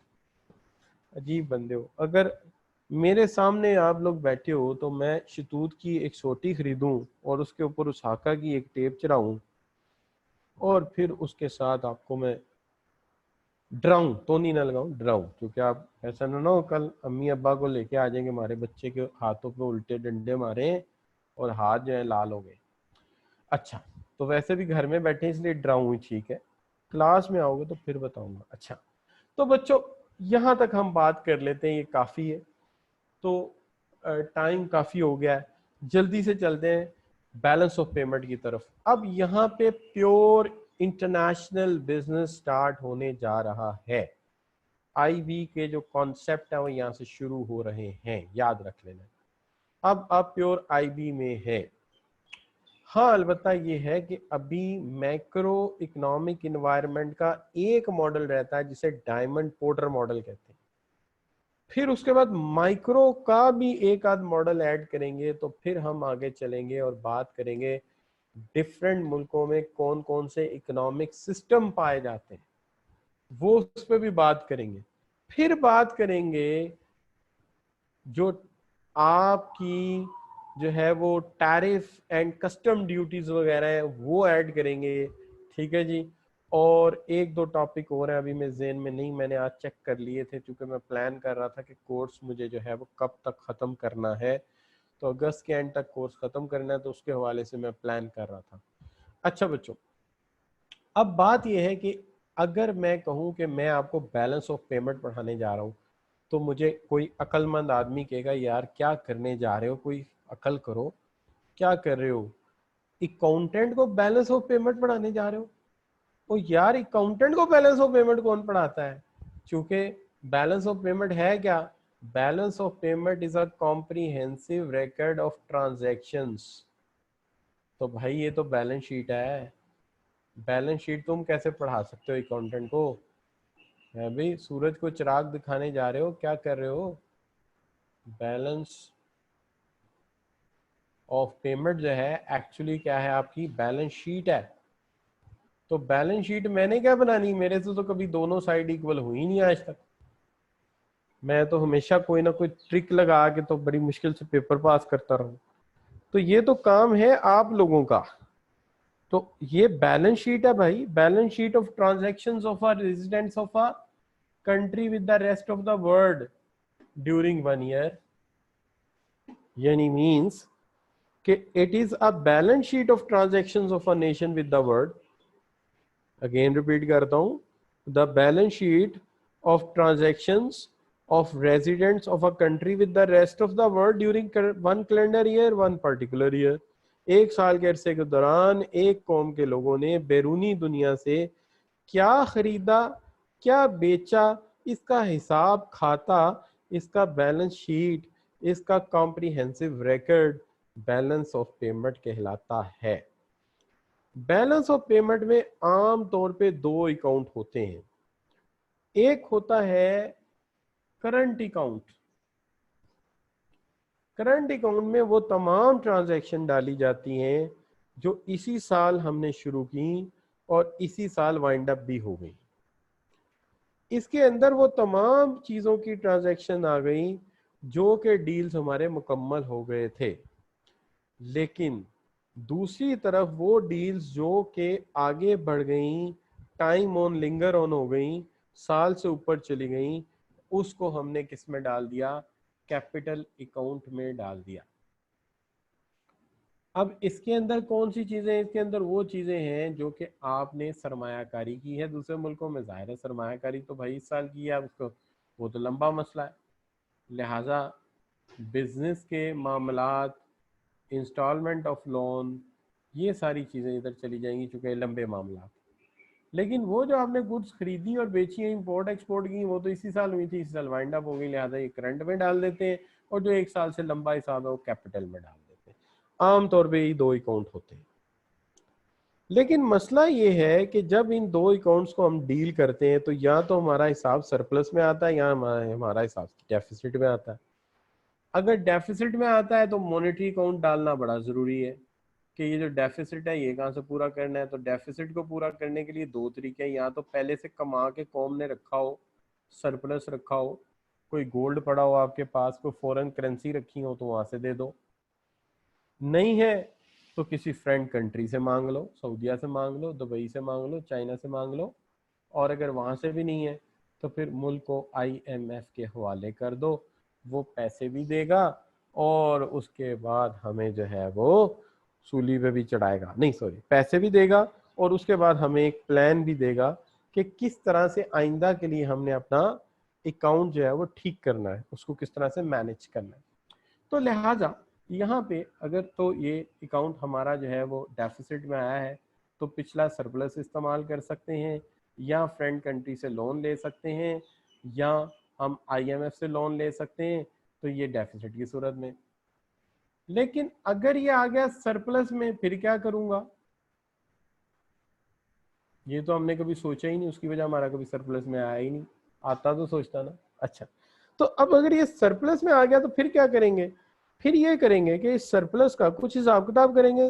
ज़ाहिर है जिन मुल्कों से लेना है लेंगे, लेके क्या करेंगे? जैसे चाइना ने किया, उन्होंने कोई डॉलर शॉलर नहीं रखे, उन्होंने जो है सारे का सारा गोल्ड में कन्वर्ट कर लिया, उन्होंने पूरी दुनिया से सोना खरीद के रख लिया। तो अगर हमारे पास भी आ जाए तो मैं यही मशवरा दूंगा गवर्नमेंट को कि गोल्ड खरीद के रख लो।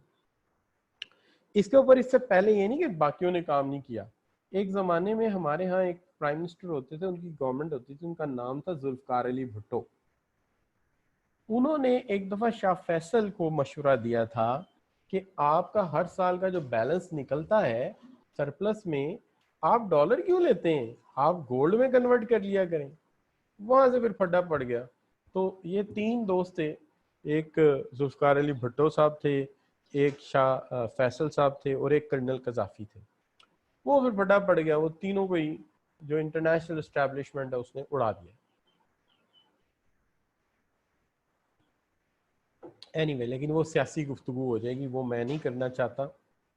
ऐसा ना हो कि हम कोई पॉलिटिकल बात करें, हम सिर्फ एक बात कर रहे हैं, जर्नल बात कर रहे हैं, इसलिए पुराने लोगों की बात कर रहा हूँ। बाकी सारी चीज़ें जो है वो मेरा उससे कोई ताल्लुक नहीं है, मैं तो एक न्यूट्रल सा आदमी हूँ। मेरा काम ये है कि मैं आपको पढ़ाऊँ और अच्छी अच्छी बातें बताऊँ। अच्छा बच्चों, तो अब बात ये हो गई कि यहाँ अगर सरप्लस आ गया तो चाइना ने गोल्ड खरीद के रख लिया, लेकिन अगर डेफिसिट है या सरप्लस है तो ये जाएगा कहाँ पे? ये आएगा मॉनेटरी अकाउंट में। यानी अकाउंट दो ही थे, एक करंट अकाउंट था, एक कैपिटल अकाउंट था, लेकिन उसका जो हिसाब खाता बचेगा उसको हम मॉनेटरी अकाउंट में उठा के ले जाएंगे। और अगर सरप्लस है तो सोना खरीद के रख लेंगे, डेफिसिट है तो या उधार मांगेंगे या अपना पिछला सरप्लस जो पड़ा हुआ है प्रीवियस, उसमें से निकाल के अदायगी कर देंगे। तो ये हो गया बच्चों हमारा बैलेंस ऑफ पेमेंट। अब जब हम बैलेंस ऑफ पेमेंट की बात करते हैं तो बैलेंस ऑफ पेमेंट में एक चीज आ जाती है कि balance of payment is surplus will result in, अगर किसी वक्त किसी मुल्क का बैलेंस ऑफ पेमेंट सरप्लस में आ गया तो फिर क्या होगा? वो कहता है इससे एक्सचेंज रेट ऑफ कंपनी जो है ग्रो कर जाए, sorry lower rate of economic growth हो जाएगा। नहीं, ये तो जुल्म है यार। अगर बैलेंस ऑफ पेमेंट सरप्लस आया तो ग्रोथ रेट ज्यादा है, हमारे यहाँ GDP बढ़ा है तो ये ज्यादा आया ना बच्चों, चीजें ज्यादा थी तो एक्सपोर्ट हुई है ना, तो ये तो जुल्म है, ये तो कहना ही नहीं चाहिए। अनएम्प्लॉयमेंट होगी, नहीं नहीं नहीं, ये भी जुल्म है यार। जब GDP बढ़ रहा है तो अनएम्प्लॉयमेंट कैसे हो सकती है? बजट डेफिसिट होगा, नहीं नहीं, ये भी जुल्म है यार, हमारे पास पैसे इतने ज्यादा बाहर से आ रहे हैं, डेफिसिट कैसे हो सकता है? एक ही बात होगी, जब मुल्क में बहुत ज्यादा डॉलर बाहर से आएंगे तो मुल्क के अंदर एक इन्फ्लेशन नजर आएगा, डिमांड बढ़ती हुई नजर आएगी, लोग फानूस खरीदेंगे, लोग कारपेट्स खरीदेंगे। जरा एक मिनट के लिए सोचिए कि अगर आपके पास पैसा आए तो आप क्या क्या करेंगे।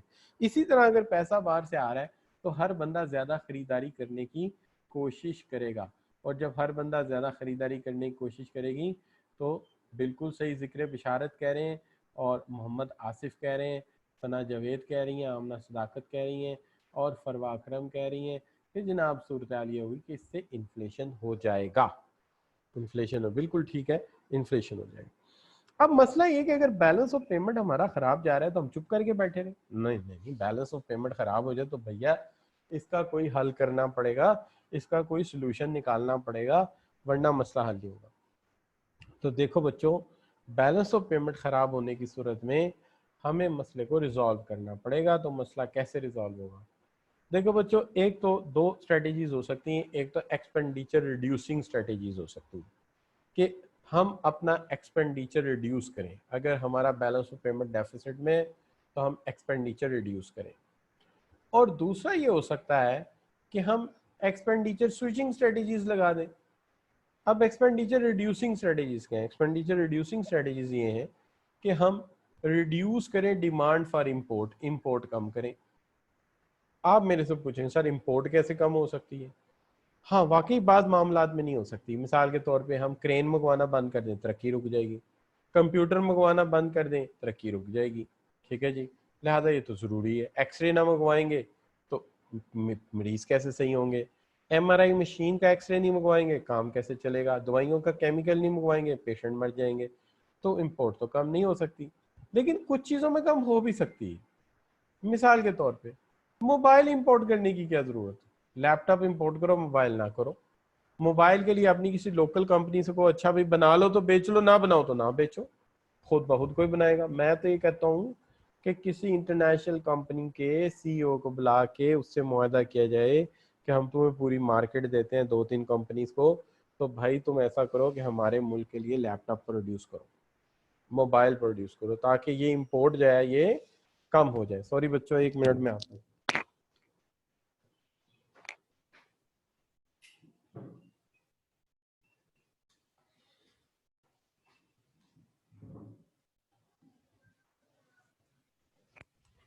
क्या है कि लग रहा है कि जैसे लाइट जो है उसमें कोई प्रॉब्लम आया है, तो मैंने कहा ज़रा फौरी तौर पे पंखा बंद कर दूँ कि मेरी लाइट को गड़बड़ ना हो। नहीं, आई थिंक कि लाइट आ गई है, मैं इसको ज़रा एडजस्ट कर लेता हूँ।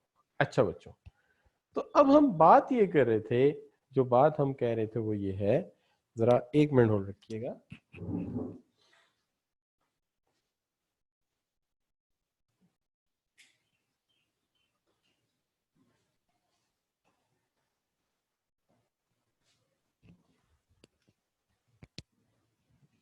जी बच्चों, तो मैं बात ये कर रहा था कि डिमांड इंपोर्ट की कम करो। तो क्या इंपोर्ट सब्स्टिट्यूशन बना लो यार, इसमें कौन सी बात है? जो जो चीज़ बाहर से इंपोर्ट हो रही है उसका सब्स्टिट्यूट मुल्क में बना लो।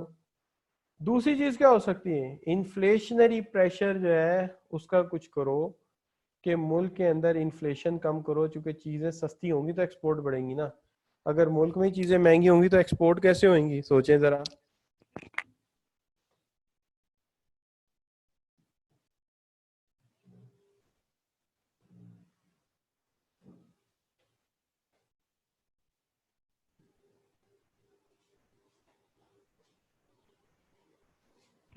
कि भाई सवाल ये है कि अगर मुल्क के अंदर चीजें जो हैं वो महंगी हो जाएंगी तो एक्सपोर्टर ने भी तो यहीं से खरीद के बेचनी है ना।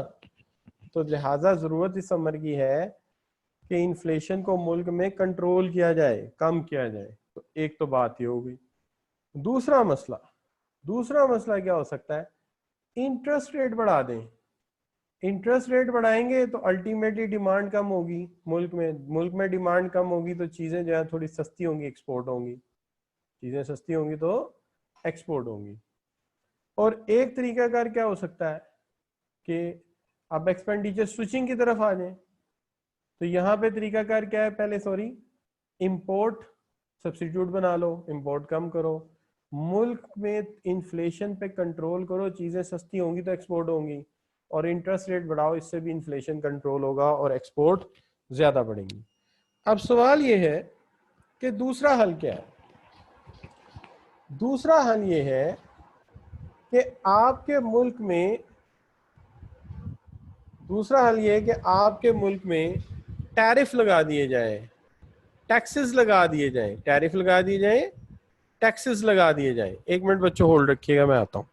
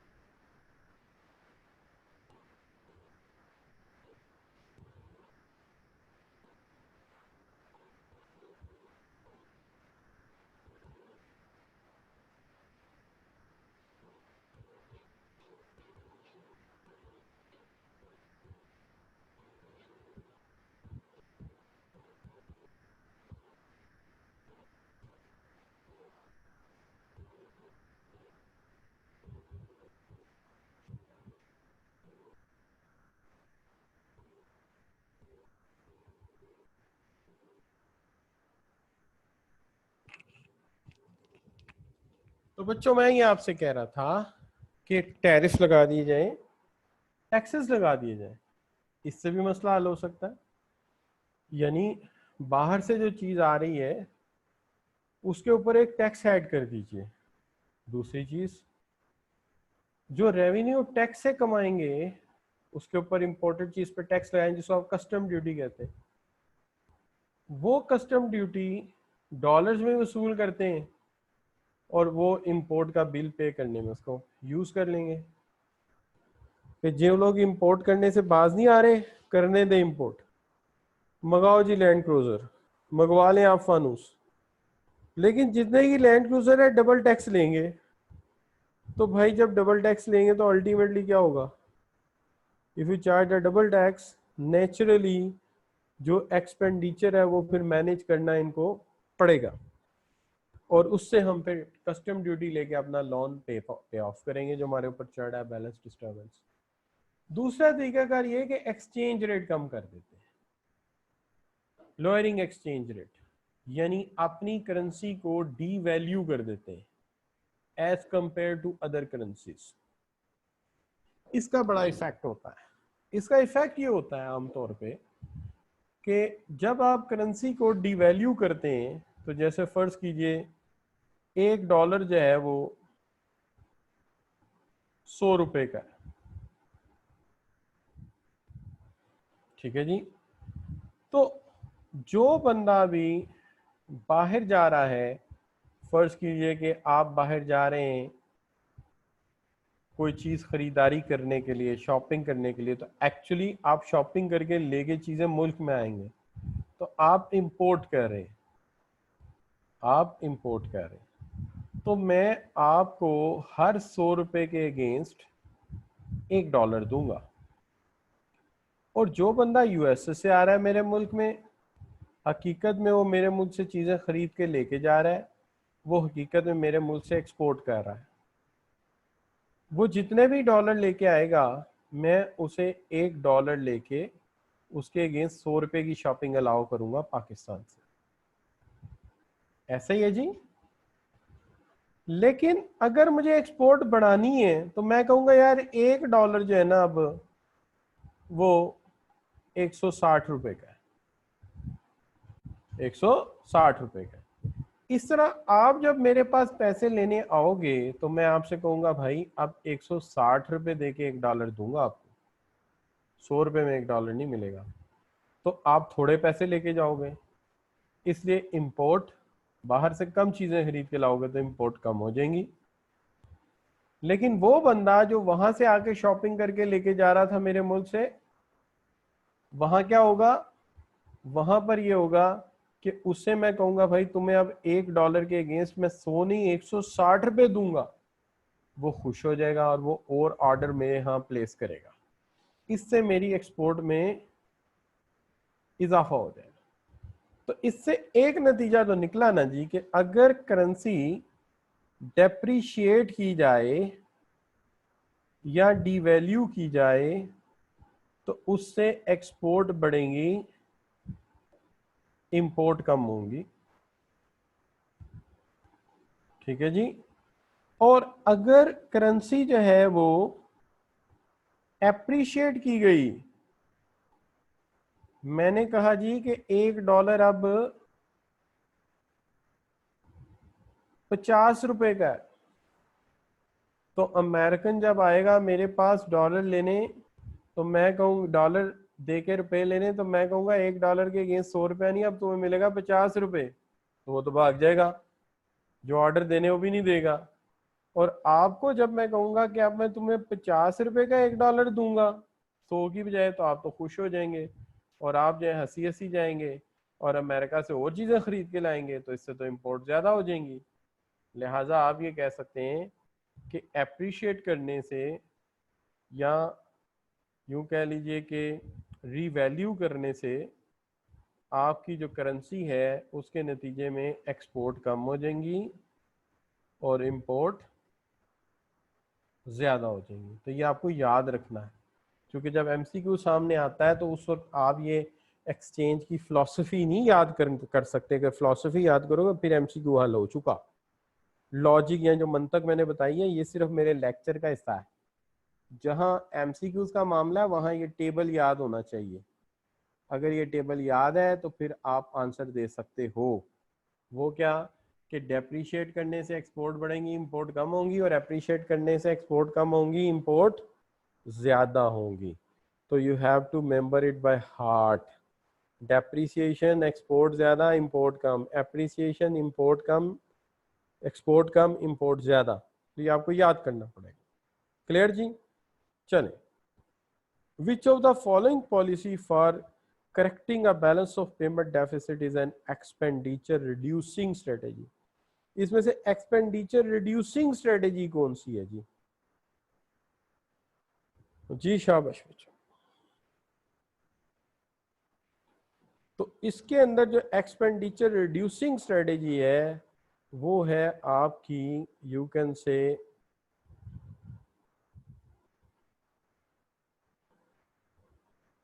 the expenditure reducing strategy is the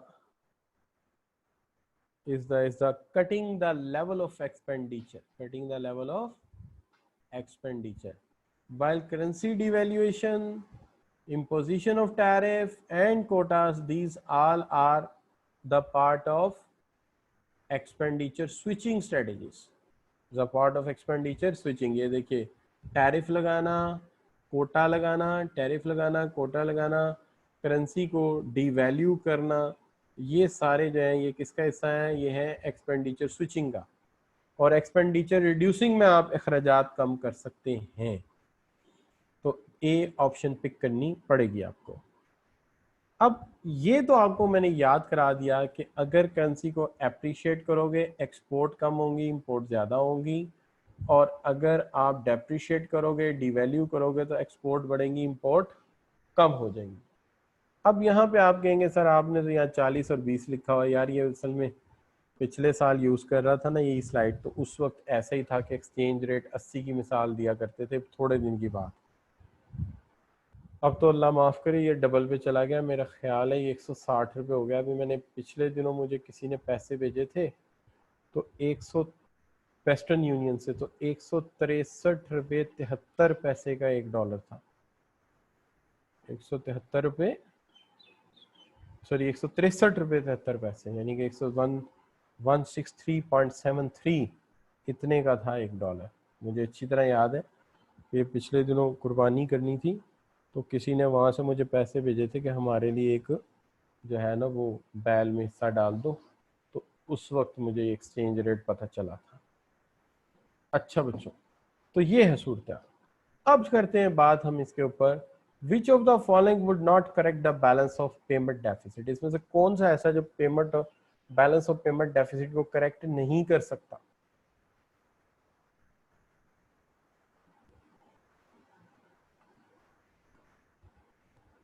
वो कौन सा जी? वो है आपका रीवैल्यूएशन। रीवैल्यूएशन करोगे तो फर्क नहीं पड़ेगा। हाँ, रीवैल्यूएशन से तो एक्सपोर्ट कम होंगी और इंपोर्ट ज़्यादा हो जाएंगी, तो इससे तो नुकसान होगा। जबकि रेजिंग डोमेस्टिक इंटरेस्ट रेट से मुल्की चीज़ें सस्ती होंगी और एक्सपोर्ट बढ़ेंगी। डिफ्लेट करेंगे इकोनॉमी को, वही असर आएगा, चीज़ें सस्ती होंगी, एक्सपोर्ट ज़्यादा होंगी, और इंपोर्ट पे कंट्रोल करेंगे तो भी हमारा बैलेंस ऑफ पेमेंट जो है पहले से क्या हो जाएगा? बेहतर हो जाएगा। लिहाजा जो है ज़िक्र बशारत का जवाब सही है, जवाब बुखारी का, उसामा का ठीक है, तो इन बच्चों का जवाब ठीक है। तो यहाँ पे आके इकोनॉमिक फैक्टर को मैं खैर बात कहता हूँ, ये कवर हो जाते हैं। तो इकोनॉमिक फैक्टर कवर हो जाते हैं, जितने भी कोर्स में थे और जितने भी आपके स्पेसिफाइड लिटरेचर में थे वो सारे मैंने कवर कर दिए। अच्छा बच्चों, अब सवाल ये है कि इस वक्त क्या करना चाहिए। देखिए इस वक्त एक तो सबसे पहले मुझे ये स्लाइड शेयरिंग स्टॉप कर देनी चाहिए, चूंकि काम मुकम्मल हो गया है और मुझे नेक्स्ट टॉपिक की तरफ तेजी से बढ़ना चाहिए। अब जैसे ही मैं स्लाइड्स को ऑफ करता हूँ मेरी एक पिक्चर आपके सामने आ जाती है। मुझे अंदाज़ा नहीं था ये वाली पिक्चर लगाई हुई है। चलो सही, ये मेरे ऑफिस की पिक्चर है। अच्छा बच्चों, तो ये पिक्चर जो है ये आपके सामने आ गई, लेकिन हमें नेक्स्ट टॉपिक की तरफ बढ़ना है। अगला टॉपिक क्या होना चाहिए? अगला टॉपिक आपका मैक्रो इकोनॉमिक इन्वायरमेंट अभी कवर नहीं हुआ। मैक्रो इकोनॉमिक इन्वायरमेंट में एक इम्पॉर्टेंट मॉडल और रहता है एनालिसिस के लिए, जिसको हम कहते हैं डायमंड पोर्टर मॉडल। हमें फौरी तौर पे डायमंड पोर्टर मॉडल की तरफ बढ़ना चाहिए और इसको आज डिस्कस कर लेना चाहिए, वरना ब्रेक आ जाएगा और अगले हफ्ते फिर हम जो है वो कोई पिछला टॉपिक लिंक कर रहे होंगे, तो मौका ज़ाया नहीं करना चाहिए। जितनी जल्दी हो सके हमें इस टॉपिक को डिस्कस कर लेना चाहिए। तो मैं दोबारा से शेयर करता हूँ आपके साथ अपनी स्लाइड। देखते हैं कि स्लाइड मेरे पास हैं। जी बिल्कुल हैं, ये आपके सामने स्लाइड्स आ गई। इस स्लाइड्स को अगर आप देखेंगे तो जनाब ये जो स्लाइड्स हैं ये आपके सामने हैं। मैं इन्हें मैक्सिमाइज़ कर देता हूँ आपके सामने। ये मैक्सिमाइज़ हो गई। मैक्सिमाइज़ होने की सूरत में आपके सामने यहाँ पे लिखा हुआ आ रहा है कि ये जो टॉपिक है ये आपका है diamond porter model. Diamond porter model भी मैक्रो इकोनॉमिक इन्वायरमेंट को एनालाइज करता है और सजेस्ट करता है कि अगर हमें किसी इंटरनेशनल मार्केट में एंटर होना हो, अगर किसी इंटरनेशनल मार्केट में एंटर होना हो तो बेस्ट फैक्टर को देखना चाहिए। मतलब फ़र्ज़ कीजिए मुझे एक ब्रांच लॉन्च करनी है अपनी अमेरिका में अपनी कंपनी की, ठीक है जी। मेरी कंपनी का नाम है इकोटैक मैनेज। इकोटैक मैनेज, आप कहेंगे सर आप बड़े उस्ताद हैं, आपने अपना नाम लिख के लगाया हुआ सामने पॉपुलैरिटी के लिए। नहीं, एक्चुअली ये मेरा यूट्यूब चैनल था तो मैंने वो लिखा था, मैंने वही साथ लगा दिया। तो इकोटैक मैनेज ये मेरी कंपनी का नाम है और मुझे अमेरिका में एक ब्रांच खोलनी है। आमीन कह दीजिए, आपके आमीन कहने से हो सकता है आप मासूम बच्चे हैं, अल्लाह सुन ले बात मेरी। तो इकोटैक मैनेज जो है इसकी मुझे ब्रांच खोलनी है एक अमेरिका में। तो मेरा काम ये है कि पहले पेस्ट फैक्टर से अंदाज़ा करूँ, पॉलिटिकल कंडीशन सही है, लीगल कंडीशन सही है, इकोनॉमिक कंडीशन सही है, सोशल डेमोग्राफिक सही है, टेक्नोलॉजिकल कंडीशन सही है, क्या ये सारी कंडीशन मुझे सपोर्ट करती हैं, तो वहाँ ब्रांच खोल लेते हैं। अगर इनमें से पॉलिटिकल कंडीशन ख़राब है, ट्रम्प साहब आजकल आपको पता ही क्या कर रहे हैं, अगर वहाँ पे सोशल कंडीशन ख़राब है तो मुझे वहाँ नहीं जाना चाहिए, एंटर ही नहीं होना चाहिए। लेकिन एक माइक्रो इकोनॉमिस्ट है, नाम है इनका माइकल पोर्टर, ये कहते हैं कि आपको एक और मॉडल से भी अंदाज़ा लगा लेना चाहिए और उस मॉडल का नाम जो है वो बताते हैं डायमंड मॉडल। डायमंड मॉडल ये कहता है कि जनाब अगर आपने किसी मार्केट में एंटर होना है तो फिर आपको देखना चाहिए कि वहाँ के हालात क्या हैं। यहाँ पर मुझे एग्जांपल देने के लिए किसी इंडस्ट्री की एग्जांपल चाहिए थी। मैं यहाँ चूँकि थोड़ा स्ट्रेटजी का मामला है तो मैं हमेशा चाहूँगा कि एक ही मिसाल दूँ, तो यहाँ मैं दो इंडस्ट्रीज़ की मिसालें ज़्यादा दूंगा, एक कार मैन्युफैक्चरर जर्मन और दूसरे जापानीज़ इलेक्ट्रॉनिक्स और जापानीज़ कार मैन्युफैक्चरर, यानी इन्हीं के दरमियान सारे का सारा मॉडल मैं डिस्कस करूँगा। तो ये दो मिसालें दूँगा। अगर आप डायमंड पोर्टर मॉडल की बात करते हैं तो हम ये कहते हैं एक बात तो ये कि जिस कंट्री में हमें कारोबार करना है वहाँ पे हमें देखना है कि वहाँ पे ये चारों फैक्टर हमें अवेलेबल हैं या नहीं है।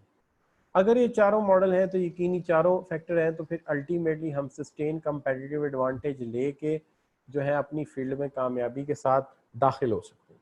सबसे पहले किसी मुल्क में दाखिल होने के लिए हमें जिन चीज़ों को पेश नज़र रखना चाहिए उसके अंदर है फैक्टर कंडीशन, कि जिस इकोनॉमी में आप जा रहे हैं वहाँ फैक्टर्स अवेलेबल हैं। अब आप फैक्टर्स को भी कहेंगे सर कौन से फैक्टर, तो बेशक आप माइक्रो इकोनॉमिक्स को याद कर लीजिएगा, लैंड, लेबर, कैपिटल और एंटरप्रेन्योरशिप, यही समझ लीजिए, चलें यही समझ लीजिए। ठीक हो गई जी बात, ये फैक्टर अवेलेबल हैं कि नहीं है। अच्छा, अगर मुझे कार वहां जाके बनानी है ठीक है जी। यहाँ मुझे वहाँ जाके इलेक्ट्रॉनिक्स बनानी है, तो कोई ऐसी इंडस्ट्रीज हैं जो मुझे सपोर्ट कर सके, रॉ मटेरियल दे सके। यानी मुझे अगर गाड़ी बनानी है तो मुझे अच्छी क्वालिटी का स्टील चाहिए, मुझे कुछ इक्विपमेंट बने बनाए चाहिए। जैसे मुझे कुछ बने बनाए इक्विपमेंट में क्या चाहिए, मुझे एयर कंडीशन चाहिए गाड़ी का, मुझे बैटरी चाहिए, मुझे टायर चाहिए। क्या वहाँ पे मुझे कोई टायर सप्लाई करेगा, कोई बैटरी सप्लाई करेगा, कोई मुझे वहाँ पे गाड़ी का एसी बना के दे देगा? तो फिर तो वहाँ जाने में फ़ायदा है। वहाँ हर चीज़ जाके मैं खुद तो नहीं बना सकता। तो पहली बात ये, जिस मार्केट में जा रहा हूँ वहाँ लैंड, लेबर, कैपिटल, एंटरप्रेन्योरशिप की स्किल्स है। और अगर नहीं है तो कौन सी ऐसी जो मैं यहाँ से वहाँ माइग्रेट करा लूँ? मिसाल तौर पे एंटरप्रेन्योरशिप करा सकता हूँ, कैपिटल करा सकता हूँ, लेकिन लैंड और लेबर तो वहीं से लेना ना मुझे। और वहाँ की लेबर ही स्किल्ड नहीं है, तो वहाँ कार बना सकता हूँ कि मैं कहता हूँ जी चलें जी प्लांट लेके चले जाते हैं एथोपिया। अब एथोपिया से हम कहाँ से वर्कर कहाँ से लाएंगे जी हम? अच्छा, क्या वहाँ बैटरी कोई बना देगा, टायर बना देगा, एसी बना देगा गाड़ी का? गाड़ी की क्लच प्लेट्स चाहिए, बना देगा कोई? हाँ। अब बना लिया जी सारा कुछ। अब एक दफा जरा सोचिए कि क्या वहां पे इस तरह का कंज्यूमर है जिसके पास पोटेंशियल इतना हो, इतना पैसा हो कि मेरी गाड़ी खरीद ले? अब वहां पे अगर फर्ज कीजिए इस तरह का कस्टमर ही नहीं है, तो बताइए मैं गाड़ी कहाँ बेचूंगा? तो फिर वहां जाना तो हमाकत है। पहले चेक करो। अब फर्ज कर लीजिए एक ऐसा मुल्क है, जैसे फर्ज कर लीजिए ब्राजील है। ब्राजील में मैं गाड़ी लेके जाता हूँ, लैंड भी मिलेगा, लेबर भी पढ़ी लिखी मिलेगी, बैंक वहाँ के कर्जा भी थोड़ा बहुत दे देंगे, कैपिटल भी मिल जाएगा, एंटरप्रेन्योरशिप ले जाते हैं। ब्राजील में इंजीनियरिंग की फर्म्स हैं, वहाँ से टायर भी मिलेंगे, बैटरी भी मिलेगी, एसी भी मिलेगा। वहाँ गाड़ी बनाएंगे, वहाँ गाड़ी का खरीदार भी मिलेगा, तो वहाँ चलते हैं ना जी फिर। और इसके बाद फर्म का कोई पहला एक्सपीरियंस है, कोई मलेशिया में जाके गाड़ी बनाई हो, चाइना में जाके, कोरिया में जाके, अगर ऐसा मैं पहले कर चुका हूँ तो इसका मतलब मेरी स्ट्रेटेजी पहले भी कामयाब हो चुकी है। ये मॉडल पहले भी मैंने अप्लाई किया और ये मॉडल मेरा सक्सेसफुल रहा है, इसलिए मेरा कॉन्फिडेंस ऊंचा होना चाहिए, तो मैं वहां पहुंच जाऊंगा। क्लियर बच्चों?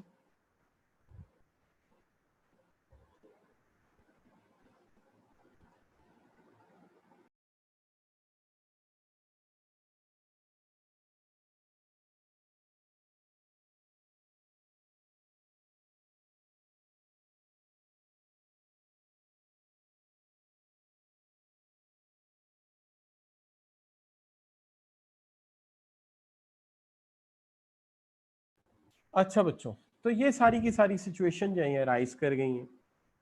तो यहाँ पे मैं ये बात कर रहा था कि स्ट्रेटेजी भी पहले मैंने कहीं अप्लाई की है कि नहीं की, ये भी तो एक मसला है ना। तो अब अगर ये सारी स्ट्रेटेजी भी मैं पहले अप्लाई कर चुका हूँ तो फिर तो कोई ऐसा मसला ही नहीं है। लिहाजा सबसे पहली चीज़ ये है कि मैं जिस मुल्क में जा रहा हूँ मुझे ये देखना पड़ेगा कि वहाँ पे मुझे जो है वो फैक्टर कंडीशन मिल जाएंगे, अच्छा डिमांड कंडीशन मिल जाएंगे, स्पोर्टिव इंडस्ट्री मिल जाएगी, फॉर्म स्ट्रक्चर मिल जाएगा। अच्छा जी, राइवलरी कैसी होगी? तो फैक्टर कंडीशन में फिजिकल रिसोर्सेज चाहिए, लैंड चाहिए, मिनरल चाहिए, कैपिटल चाहिए, ह्यूमन स्किल्स चाहिए, मोटिवेशन चाहिए, ये सारी चीज़ें चाहिए। वहाँ पे हमें कुछ नॉलेज वगैरह भी चाहिए जिस तरह का हो, और इंफ्रास्ट्रक्चर भी हमें मिलना चाहिए। अगर ये मिल जाए तो फिर मसला हल हो जाएगा, वरना अदरवाइज जो है वो ये मसला हमारा अटक जाएगा। तो ये एक मसला हो सकता है। अब दूसरी चीज जो आ जाती है वो है डिमांड कंडीशन।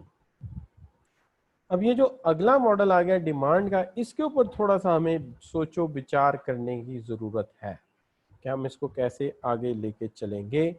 आहो, यहाँ बैटरी भी जान छोड़ रही है हमारी। अच्छा बच्चों, अब ये है कि the battery is getting weaker, मेरी जो बैटरी है वो वीकर हो रही है और मेरा राब्ता किसी वक्त मुनक़ता हो सकता है आप लोगों से। माइट भी कनेक्शन का मामला तो नहीं है। तो बहरहाल ये है कि यहाँ तक फिर मैं वाइंड अप कर देता हूँ। 5-10 मिनट तो है वैसे, लेकिन बैटरी नहीं काम कर रही। अच्छा बच्चों, अब यहाँ तक अगर मैं वाइंड अप कर दूँ तो आपको समझ आया, बिल्कुल क्लियर है?